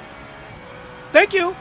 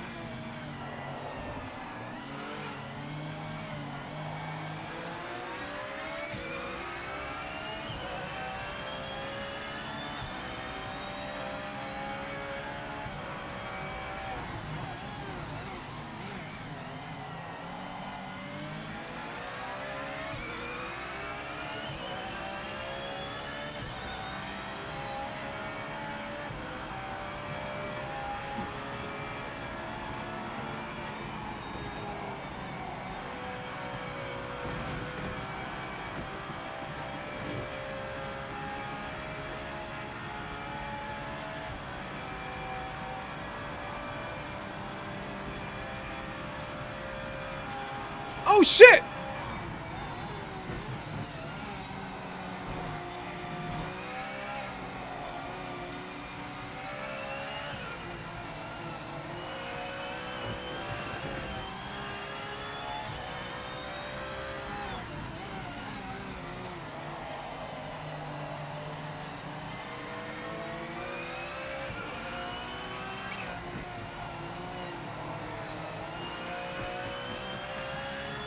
Oh shit, that is Jester in front of me.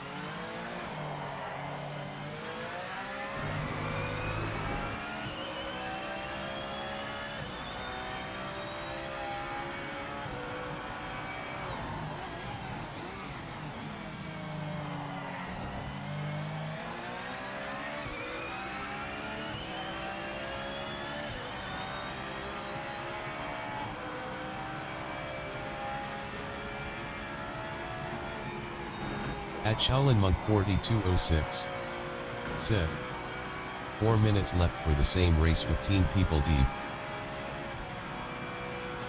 Oh shit! Okay.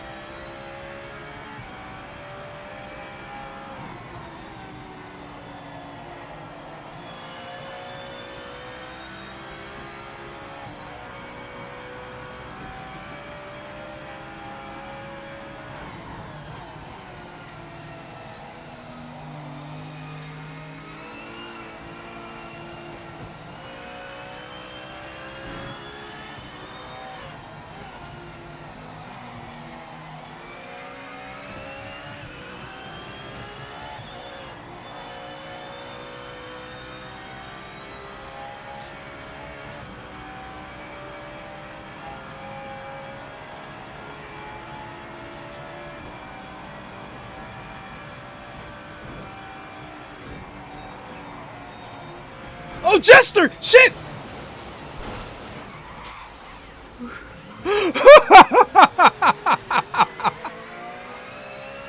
Damn! Damn! He lost it and I lost it right behind him.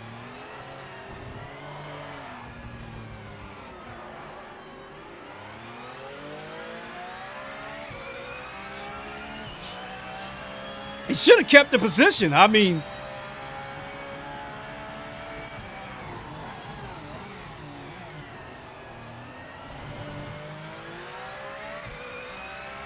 At Shaolinmonk 4206 said, damn. Oh, shit.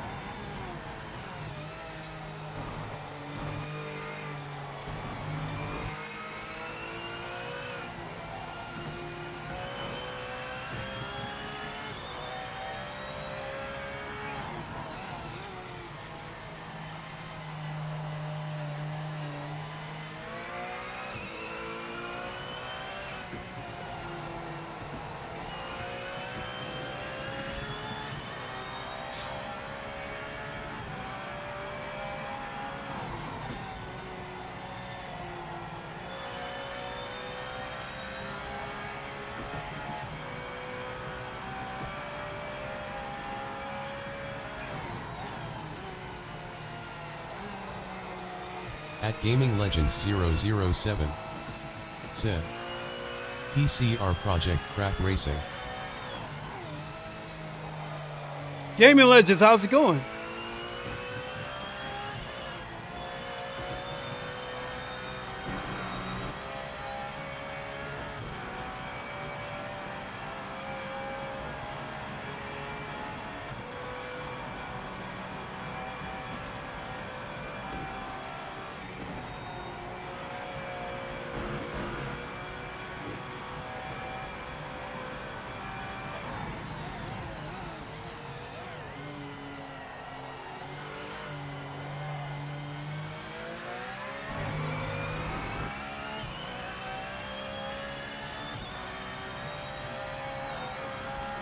$218.1. Now, even though I got my socks blown off by the leader, he did a 215.2. But that 218.1 I did, I will take that. Oh, that is not officially recorded though.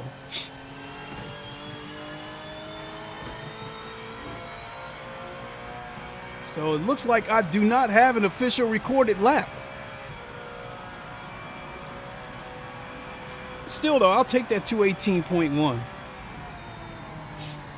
And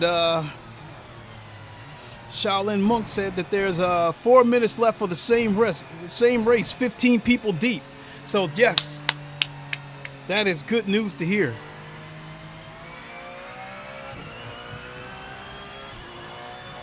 Damn, Jester lost it. He lost it right in front of me, and I went off the track to avoid hitting him and went right into the dirt and then into the grass, and that was over. It was over for me at that point. I mean, when he got back on the track, unless he was serving a penalty, he shouldn't have let me through. He should have kept the position.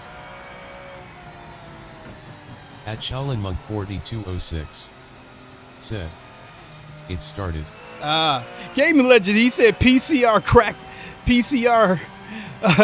Project Crack Racing. all right, Gaming Legends, I got you. Here, Ain't have no one of stopping those. this train. Whoa! Shaolin said that race started, and so we're still stuck waiting for everybody else to populate on the finish. Oh man. Oh, you know what? I think I'll save that replay whenever it lets me save it. Even though that BMW infuriated me, I did make a comeback and I did catch him. Yes, that's a point finish. Good job, mate. Ant-Man, that's his name. He did it. His fastest lap was a 2:21, and he was up there doing all that bullshit.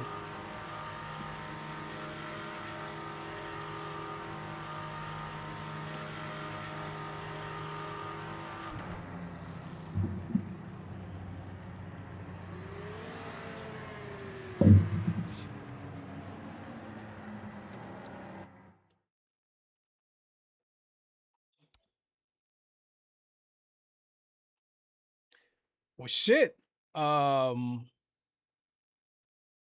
This GT4 race has got 4 people registered for it. The next GT3 race doesn't come up for it's got 10. Now, this is a 12-lap race.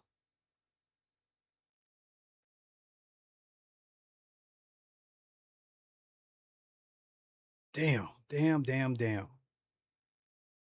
What the hell? Why not? So, which car shall we take?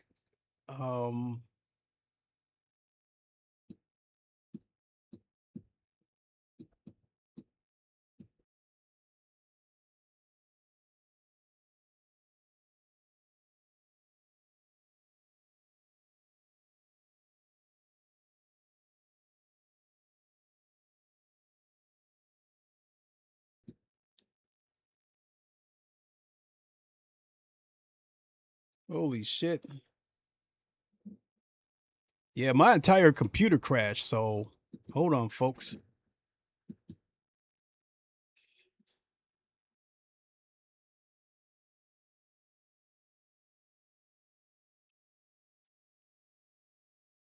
Okay, we're back. Yeah, my entire computer crashed.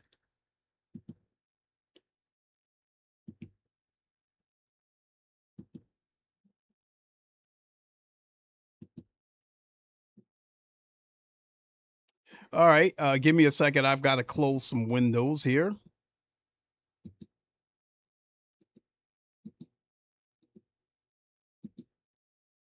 And then we will proceed with Project Motor Racing.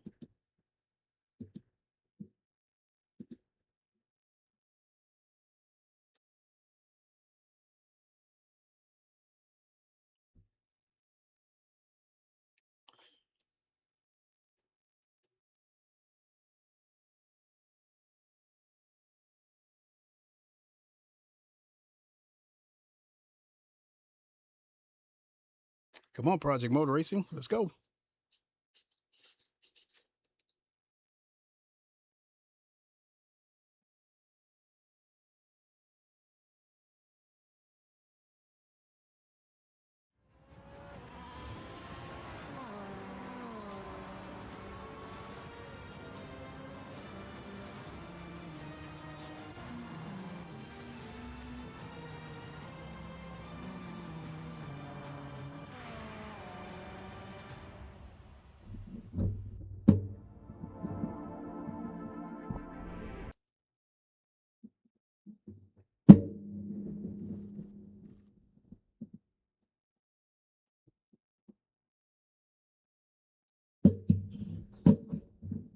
All right.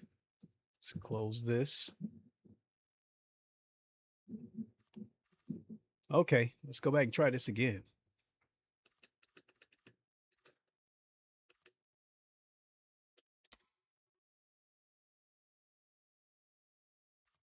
So I missed that rank race. So let's see what's next. 992 at Northampton. That would be I think a short version of Silverstone. In the next GT3 Cup, the next GT3 race is in 20 minutes.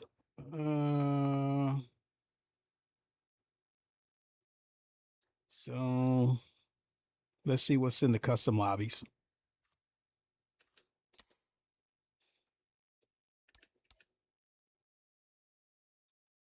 Damn, that user in Kyalami, he's been there for a minute. Let's go here. Let's go here, multi-class. And let's see what we got for the vehicle. Yep, we want that Porsche. And let's ready up. Everybody's flashing the ready sign, so they must be having to get after the host to start the session.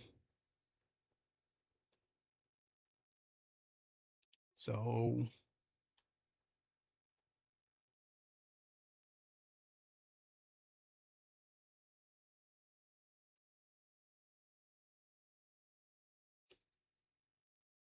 there we go. He started the countdown. There we go. Got a good amount of hypercars in here. And got 25 people in here, 26.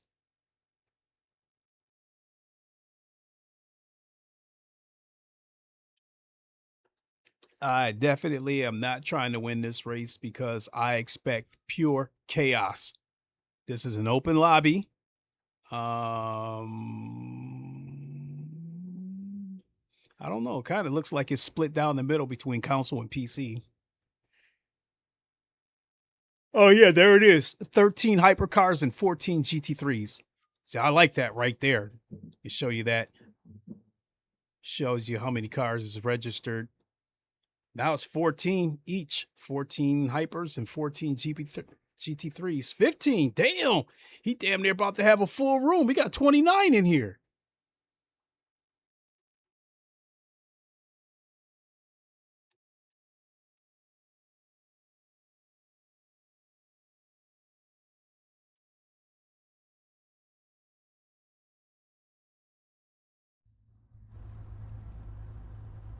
Oh, you know what? I think I need to check something.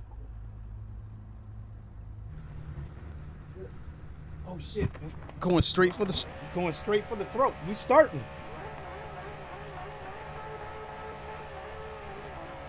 He going straight for the throat. And this shit is random because you see the hypercars mixed in there too. This is gonna be a crazy start.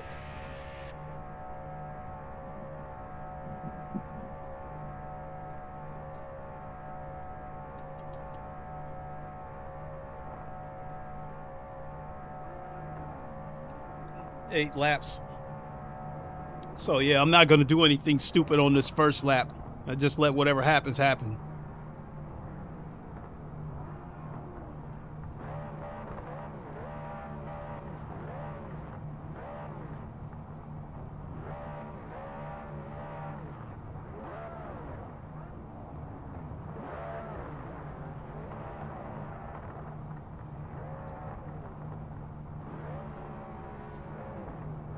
Here we go.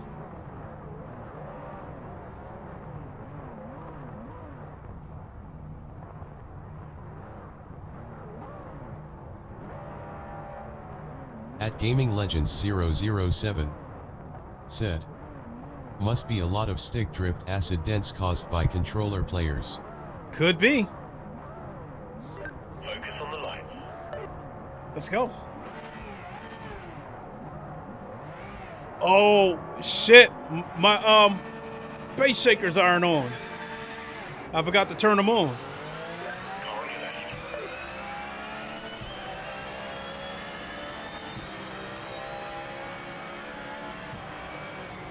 Car left.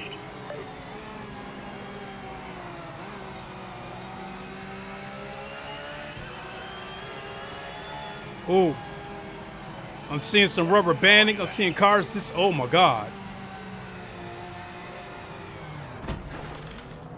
Oh my lord. I'll take this opportunity to. There's some damage to the splitter. Looks minor, so no need to pit. Okay, mate, you're approaching a car that's gone off. Watch out for them rejoining. So let me take a minute to turn on my base shakers.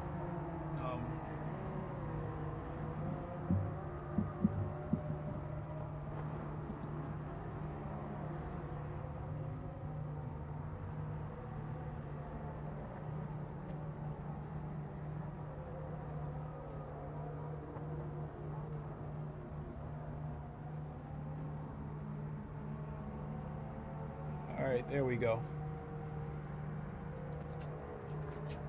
At Trackbutch192 said, playing ranked or open lobby.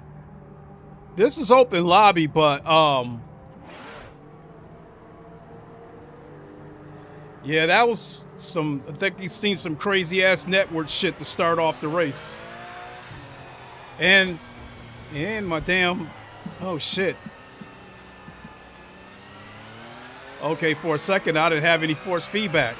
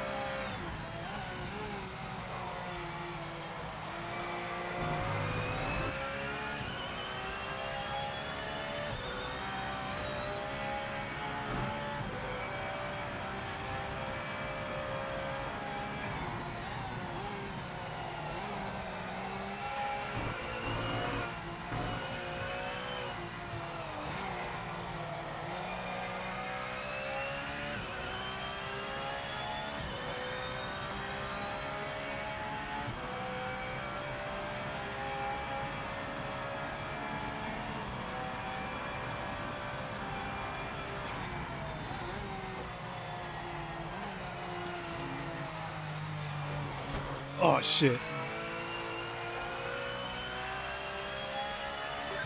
Oh yeah, I got damaged. You've got minor damage. Turning might be affected, so take it easy for a few corners. I can see it this time.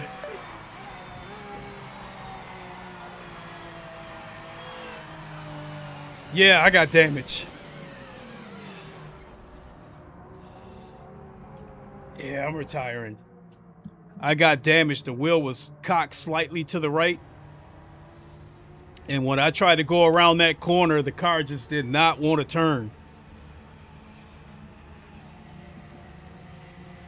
So I guess we'll take that opportunity to see if any, see where we're at with the rank races.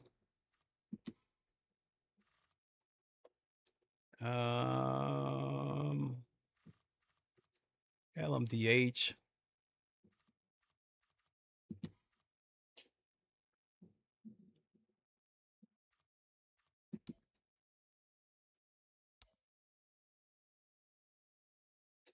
Yeah, I'm not seeing as many people registered now for the rank races. So when my computer crashed, I don't think that was a isolated incident. I think a bunch of people probably crashed from that. I don't know. MX5. Should I do this or not?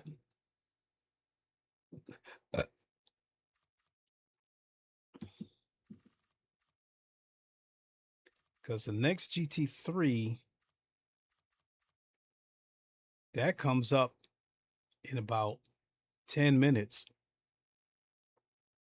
Yeah, I want to do that one more time, and then I think I'll wrap it up.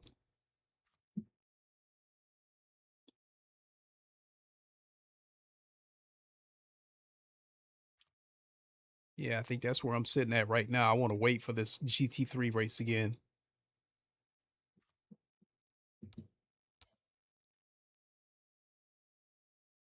Oh, shit, only one driver. But we got 10 minutes.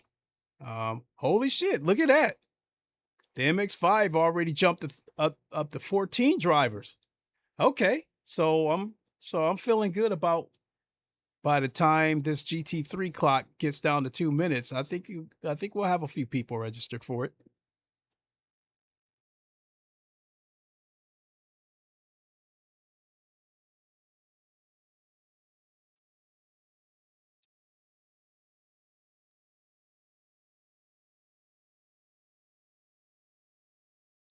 So let's go ahead and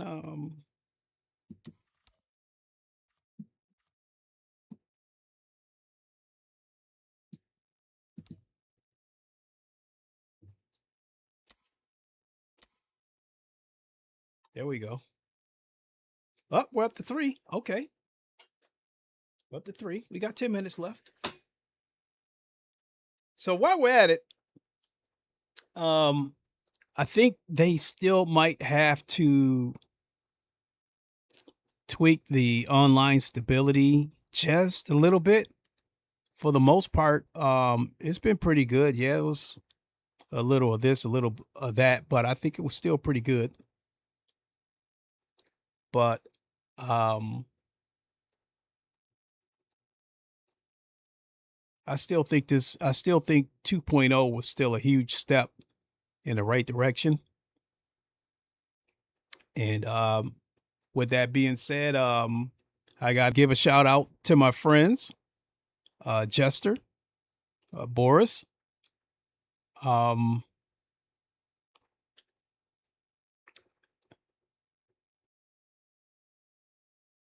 I don't really know EJ personally, but shout out to him. These 3 guys, and let me see, X1 Kenobi, gotta give him a shout out too. Those guys kept this game alive. Those guys that I mentioned are they're the heartbeat of Project Motor Racing.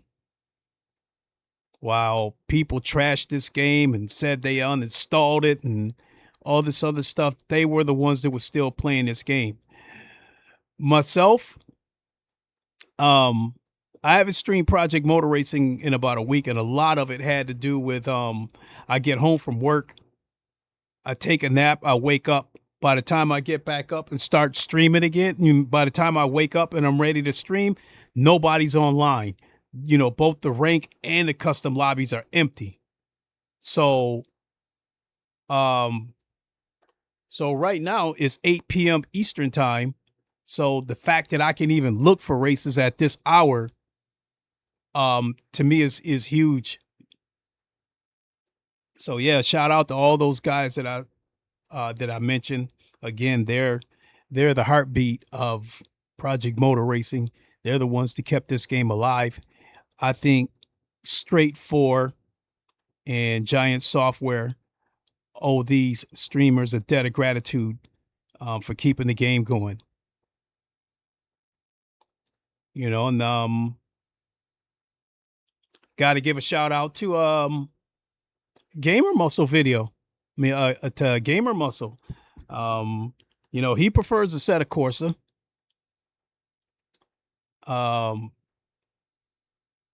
He streamed it today. At Drapbutch192 said, I got it today on PS5 because it was on discount.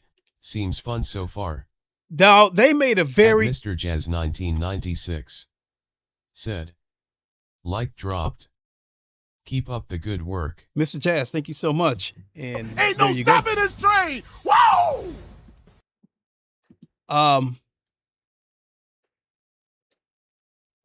Drac Butch. If you have both PC and PS5, I would have recommended you buy it on PC because the response time with your wheel inputs is a little bit quicker. I did see slight latency on the PS5 version because I have this for both PC and PS5. There was slight latency on the PS5, but it's still drivable. But I will say that any lap time that I turn in on the PS5, I'll probably be a full second faster on PC.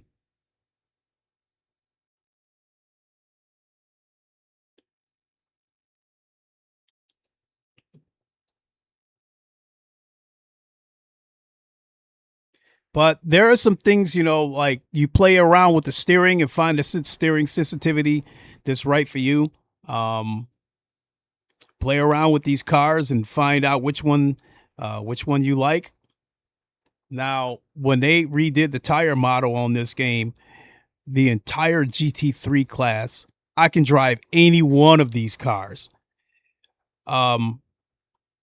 The Corvette was the meta car for a moment. I don't know if it still is, but the Corvette is my car of choice even before it became a meta car.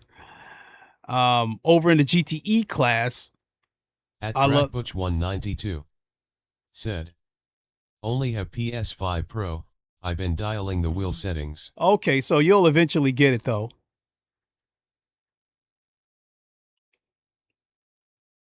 You know, you keep tweaking it, you'll get it to where you want it.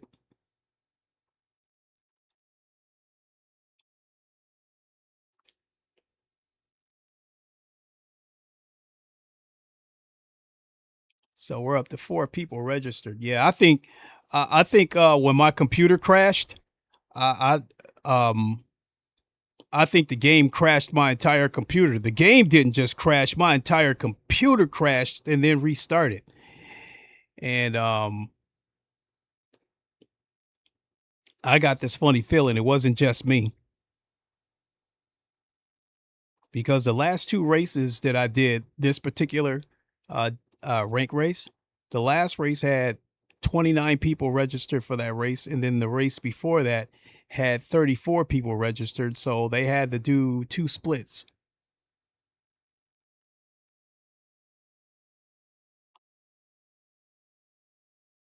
But so you got it on PS5.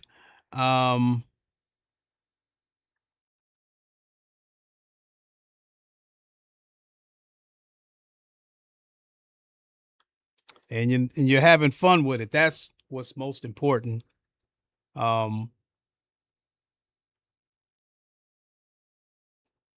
I don't know if a lot of people, if people can get past the launch of this game and At stop. Trackbutch192 said, what wheel / setup are running if you don't mind me asking? So my wheelbase right here is the Podium DD1. I'm using the Formula V2 wheel, and then you see down there my pedals are the V3 load cell pedals. It's all Fanatec. As far as my settings go, this is a 20 Newton meter wheelbase. I've got it set to about 35%. That when you break that down, that comes out to be about 7 Newton meters that I'm putting out. So I don't even use half of this anymore. And then my steering sensitivity, I've got it set to about 380 degrees, because I don't like to turn the wheel all the way over. If I want to make a right turn, I want it to about that much.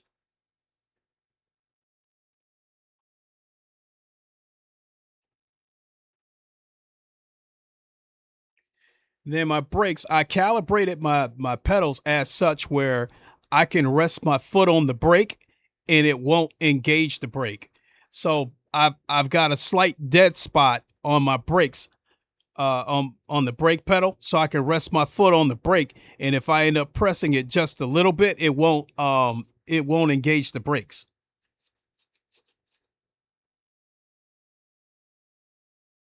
It's because before, when I used to rest my foot on the brake, it would engage the brakes a little bit and it was slowing me down. So yeah, I calibrated them to where the brakes have a slight dead spot in them.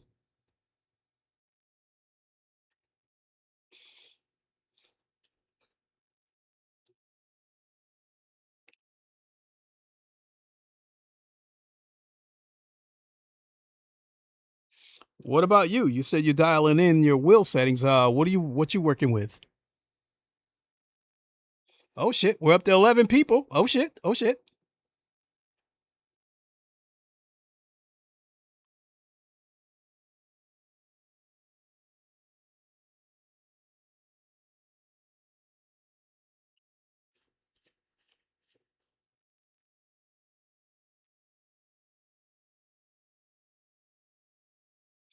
By the way, folks, I'd like to thank those of you who stuck around when this game and my computer crashed. Said, how you doing, sir? Lambert, how you doing? Ain't no stopping There you this go, train. my friend. Whoa!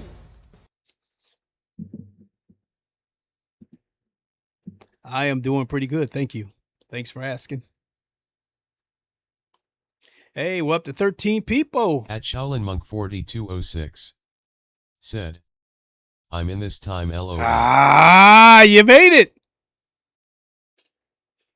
So we're up to 14 people. I'm good with that. We're up to 14 people. I'm good with that. I think considering that I think the entire network might have crashed, I think we're still sitting good At with 15 people in here. 192 said, that's a nice setup. I just started recently with the whole sim racing thing. I'm running the Fanatec GT3 Pro 5 nanometers slowly. I'll keep throwing money at it. Okay, so I think that's a good starting point, because you can always come back and buy the power pack, which will jump you up to 8 Newton meters. And I think that'll be good enough. I think because I originally tried to get the CSL DD. Long story, it is a long story. I've told this story many times. Long story short, I got tired of waiting delay after delay after delay. So I went to the Fanatec website. They had this one available. So I dropped the extra,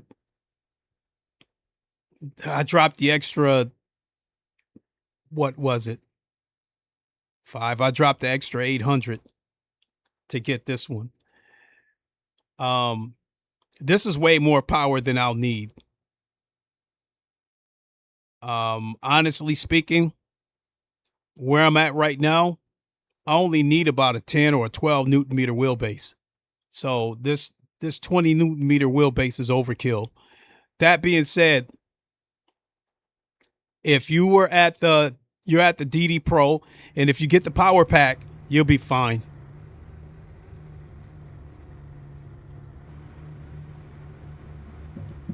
All right, let me see the standings so I can see who's in here.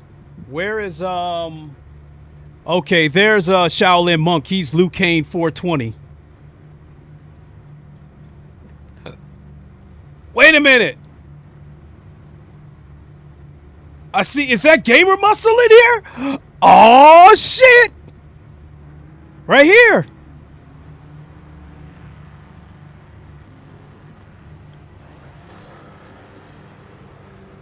Is he still streaming? Hey, can somebody check and go to Gamer Muscle Video, go to his channel, and see if he's still streaming Project Motor Racing. If that's the case, it looks like he's in here with us. Holy shit. If that's the case, he's been streaming for a while. At Drakbuch192 said, my plan is getting the 8 nanometers, the pedals, and the GT3 wheel in that order. The pedals, you can get by with the pedals relatively cheap. You can buy the CSL pedals with the load cell for $200.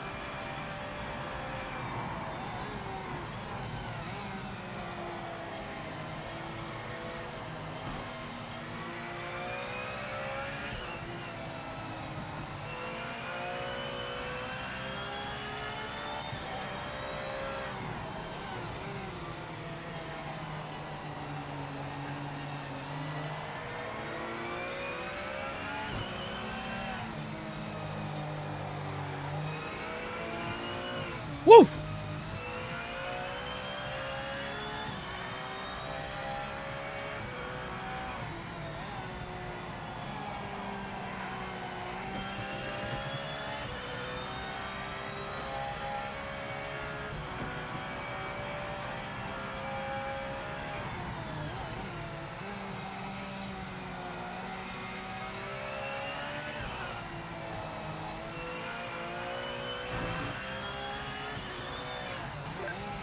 Remaining.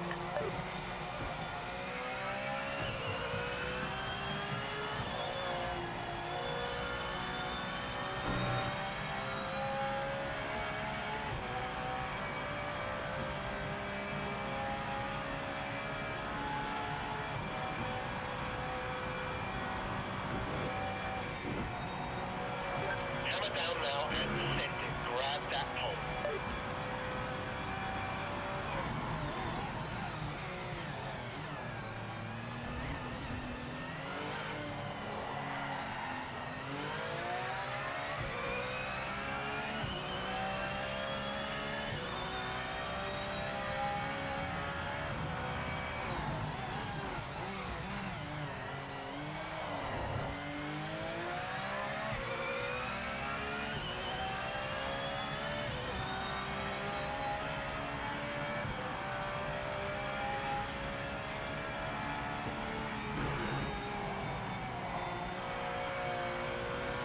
Not very good.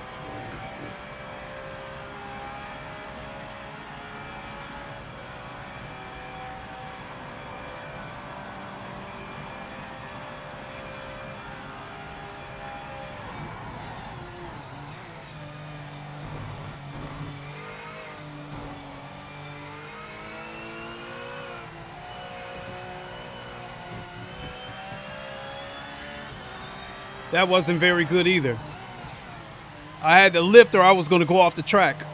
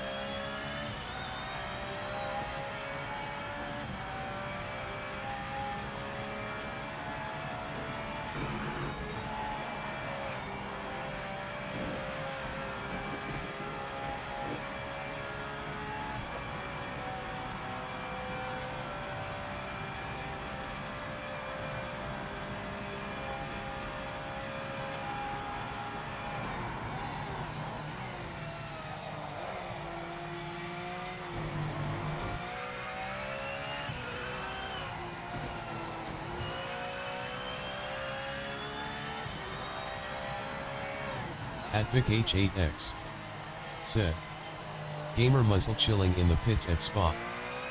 Okay, so he is in this session then.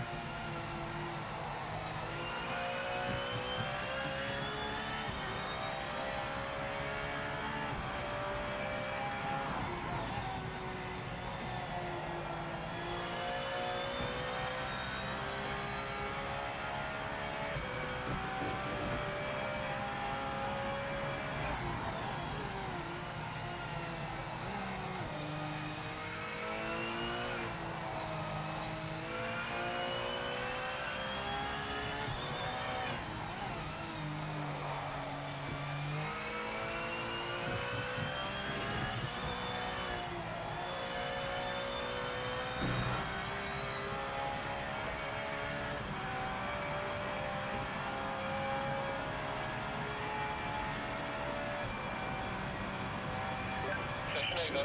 Checkered flag this lap.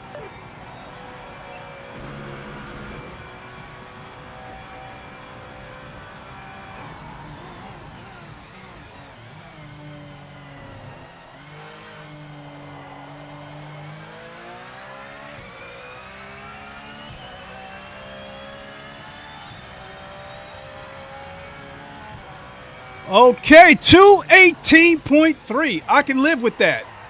I can live with that. Because those dudes up there with the 215s, those are aliens. Those are straight up aliens. But I can live with that. 218.3. That tells me right there that if I was in VR, I can get into the 217s.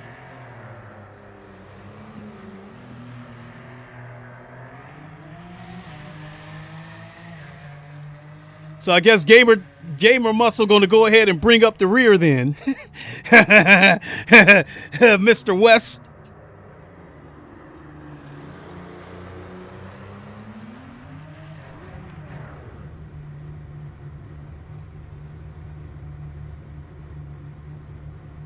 Let me see what the standings are. So at the moment, I'm fourth.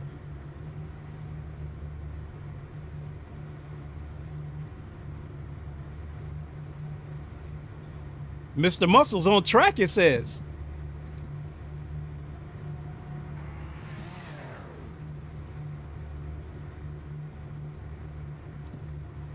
No, guess not.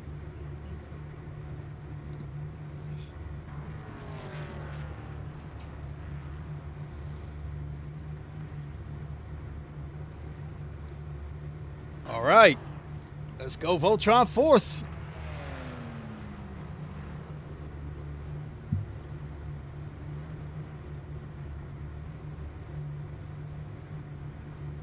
At VicH8X said, yup. I'm definitely going to save this replay so I can keep an eye on him. Is he still in here or did he leave? Yep, he's still in here. He's in the Acura. All right, I'm going to keep my eye on him.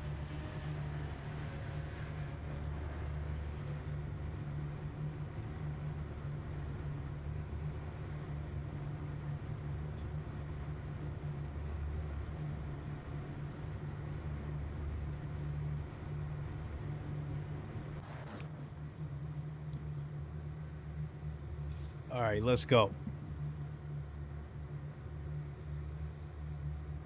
At Shaolin Monk 4206 said, good luck. Same to you. Ain't no stopping this train! Whoa!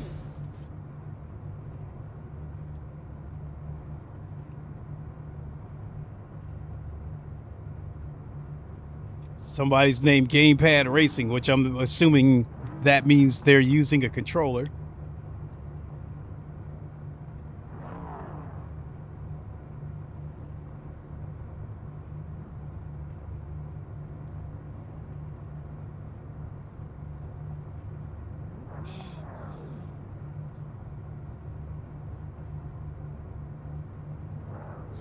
Focus on the lights. Let's go.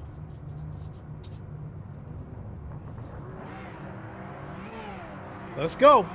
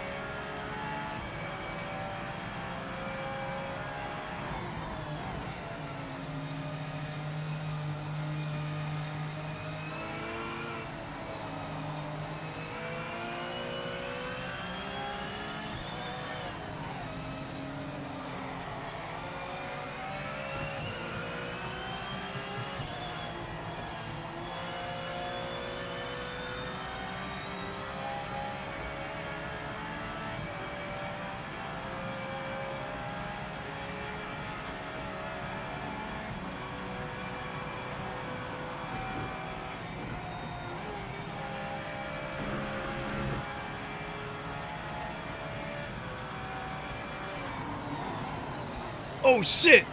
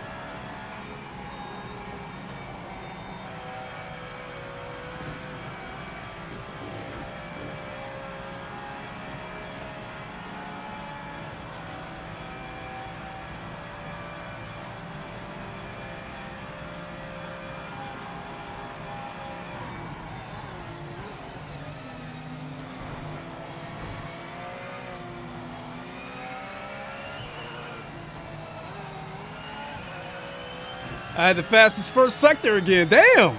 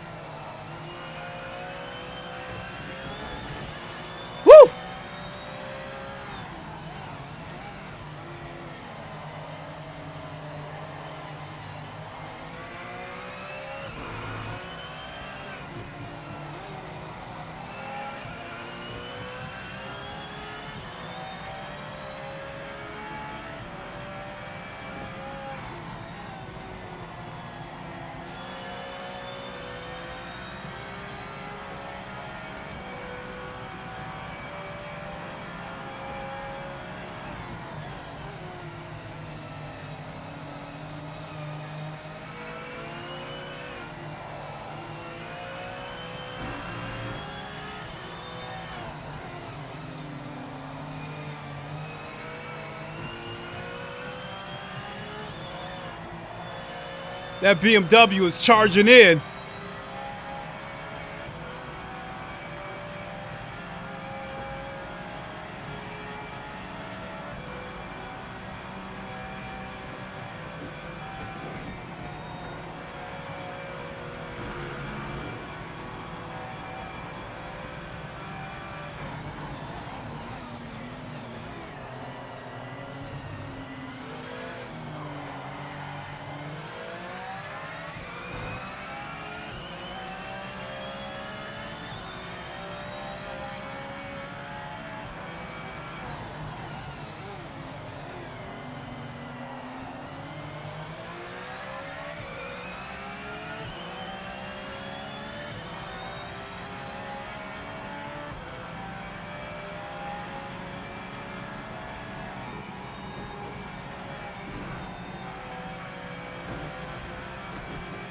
Oh shit.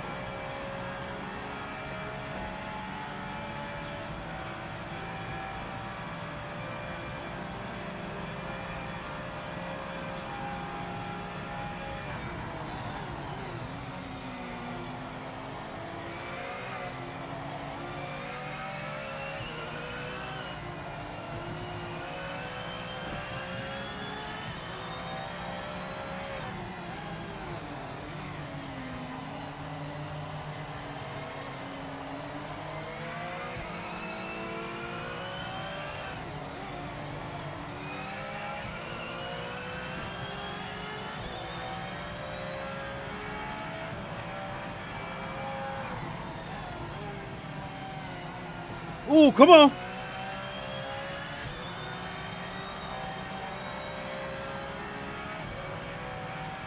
I'm gonna let that BMW have it.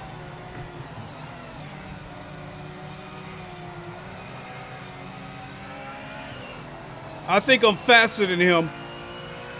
I'll let him see if he can catch that Acura. And I'll come back and get him somewhere else.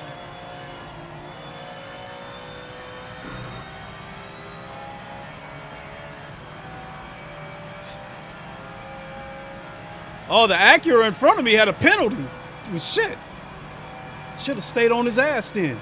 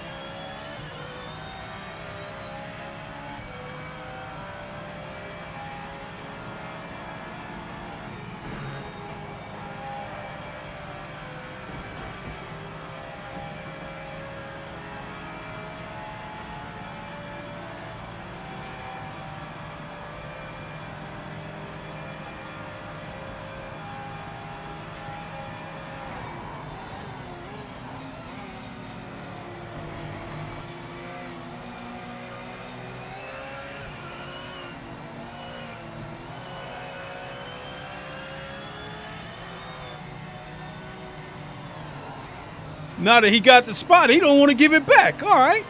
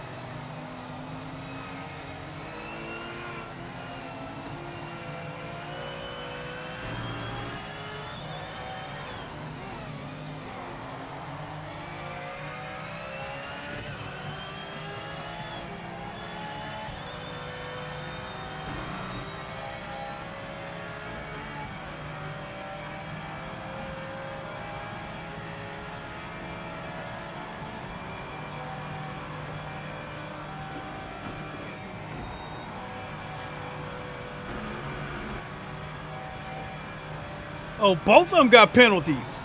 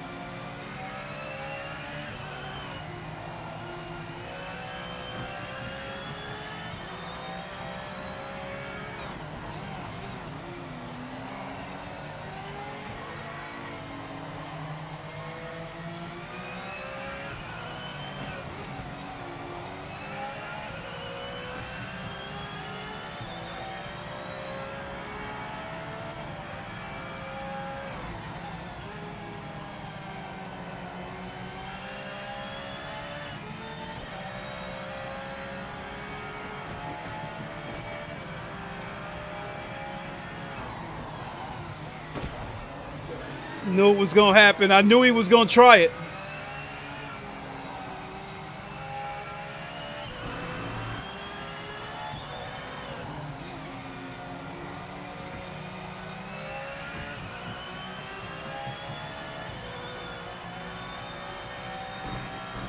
He's got a 3-second penalty anyway, so it doesn't matter. I'm going to end up in 4th place anyway because of that penalty he's got.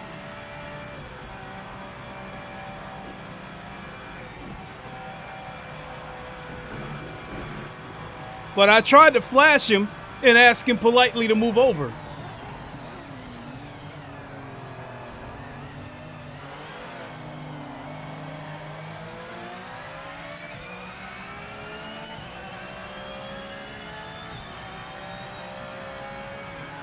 All right, that moves me up into 4th. Damn. The 3 guys that finished 1st, 2nd, and 3rd set a blistering pace. The guy that finished 3rd did 2:15 flat. Oh my goodness. What did Gamer Muscle do? Where's he at? Yeah, that's him. His fastest lap was a 2:23.2. Oh, let me save this replay so I can go back and see what he did. That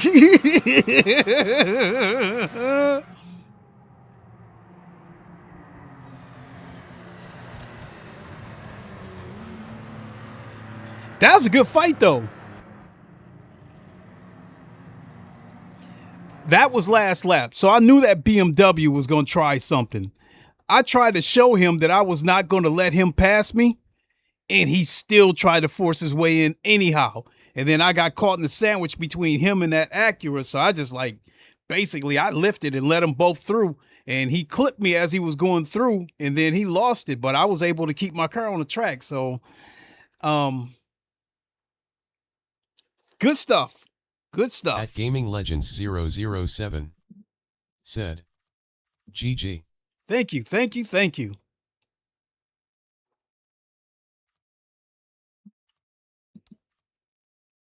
Actually, I think I will go. EJ said something about the replays. So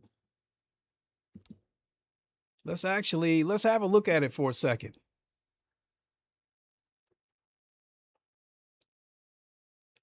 He said that the replays are better.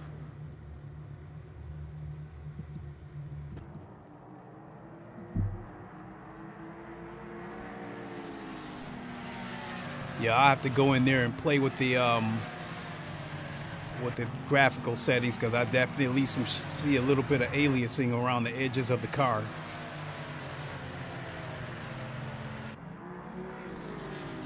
But looks like some good camera angles though. You know what? Let's see if we can look in on Mr. Muscle.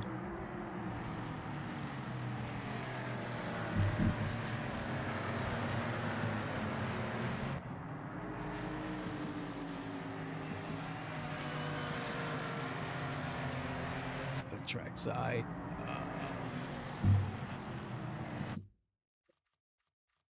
Oops, I didn't mean to do that. Oh, I had already shit.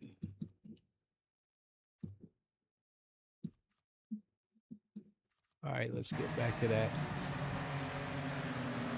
I was trying to see where Mr. Muscle's at.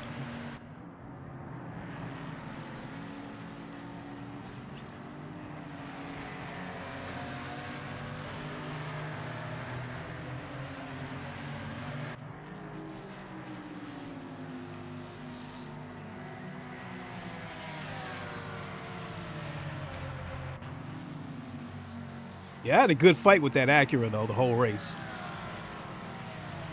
And once that BMW got in front of me, that dude was determined not to give that spot back, because he tried to block me the couple of times I tried to make a move on him. Or rather, he defended. I mean, he didn't do anything illegal, but he made it clear he wasn't giving that spot back.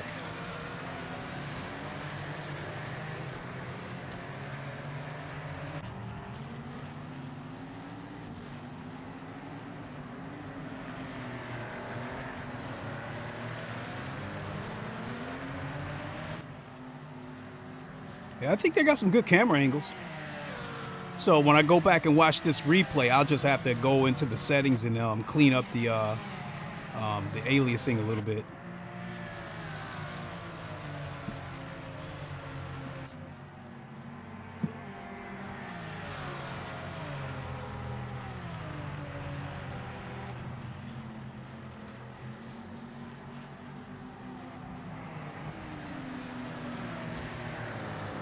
Boy, that Porsche feels so good to drive. But when they redid the tire model on this game, all the GT3s feel nice. I mean,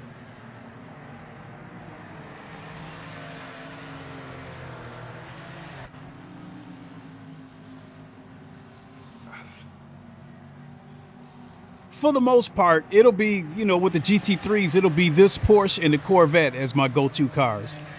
And every now and then you'll see me use the Acura. But for the most part, yeah, the Corvette and the Porsche, those will be my two cars in GT3.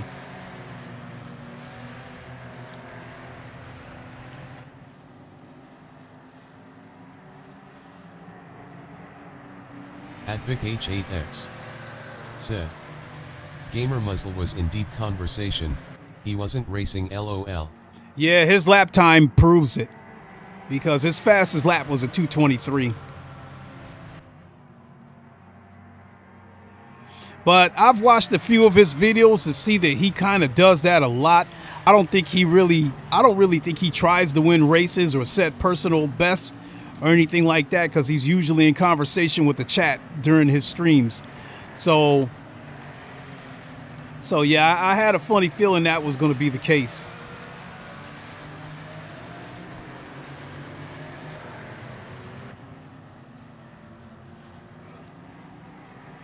Oh, that's an interesting angle. The way it spun around.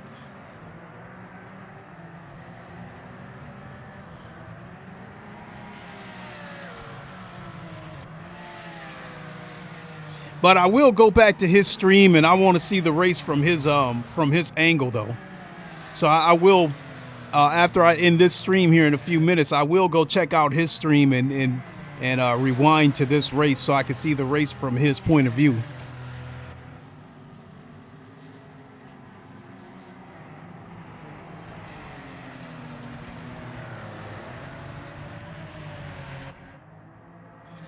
And so you see the way this car is handling.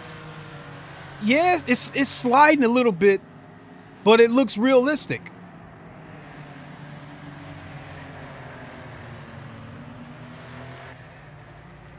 The car felt good, and I trusted the car the entire time. There was not one single corner where I approached the corner was like, damn, I hope I get this right. I hope I don't spin out or anything like that. I was aggressive every single time, or at the very least, I trusted the car enough that I didn't think it was, going to snap on me.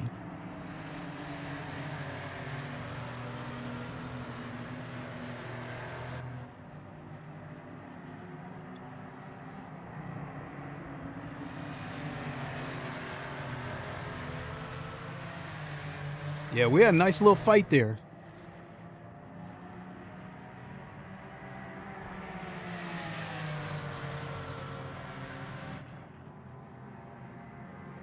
Also, I didn't notice any network issues. I didn't see any rubber banding or cars frozen on the track or anything like that. So yeah, good stuff. Good stuff.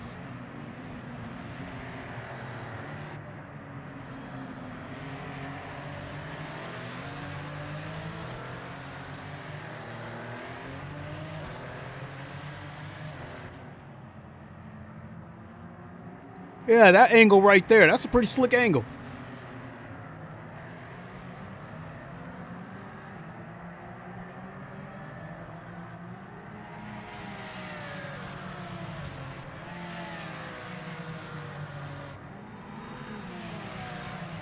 Yeah, that was nice right there. I took the Eau Rouge nice on that one.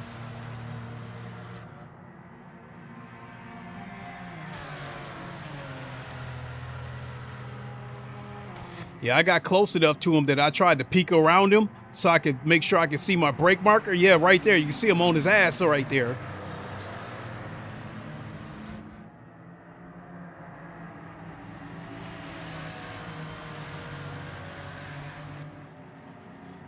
Yeah, right there. I tried to take another peek because I needed to be able to see my brake marker. That's why I swerved to the outside.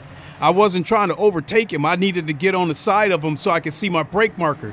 Because with me being dead behind the car like that, it's hard to see.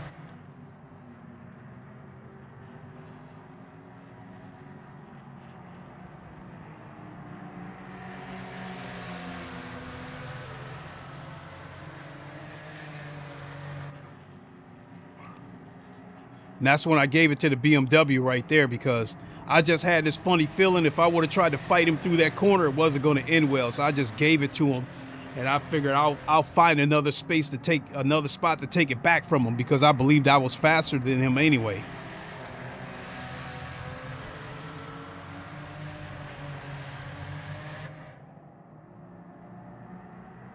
Yeah, he's definitely trying to pressure that Acura though.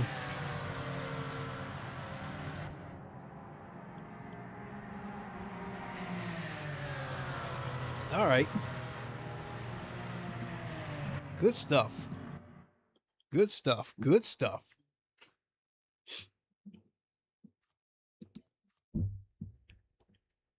So we've been live. We're working our way towards the 4-hour mark.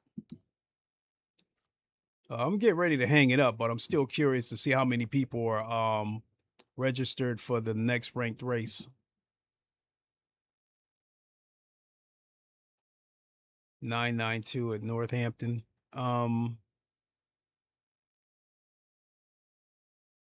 Well, I'll say this much, that if Gamer Muscle is still streaming, because I think he's been streaming, I think he went live about 5 minutes before I did.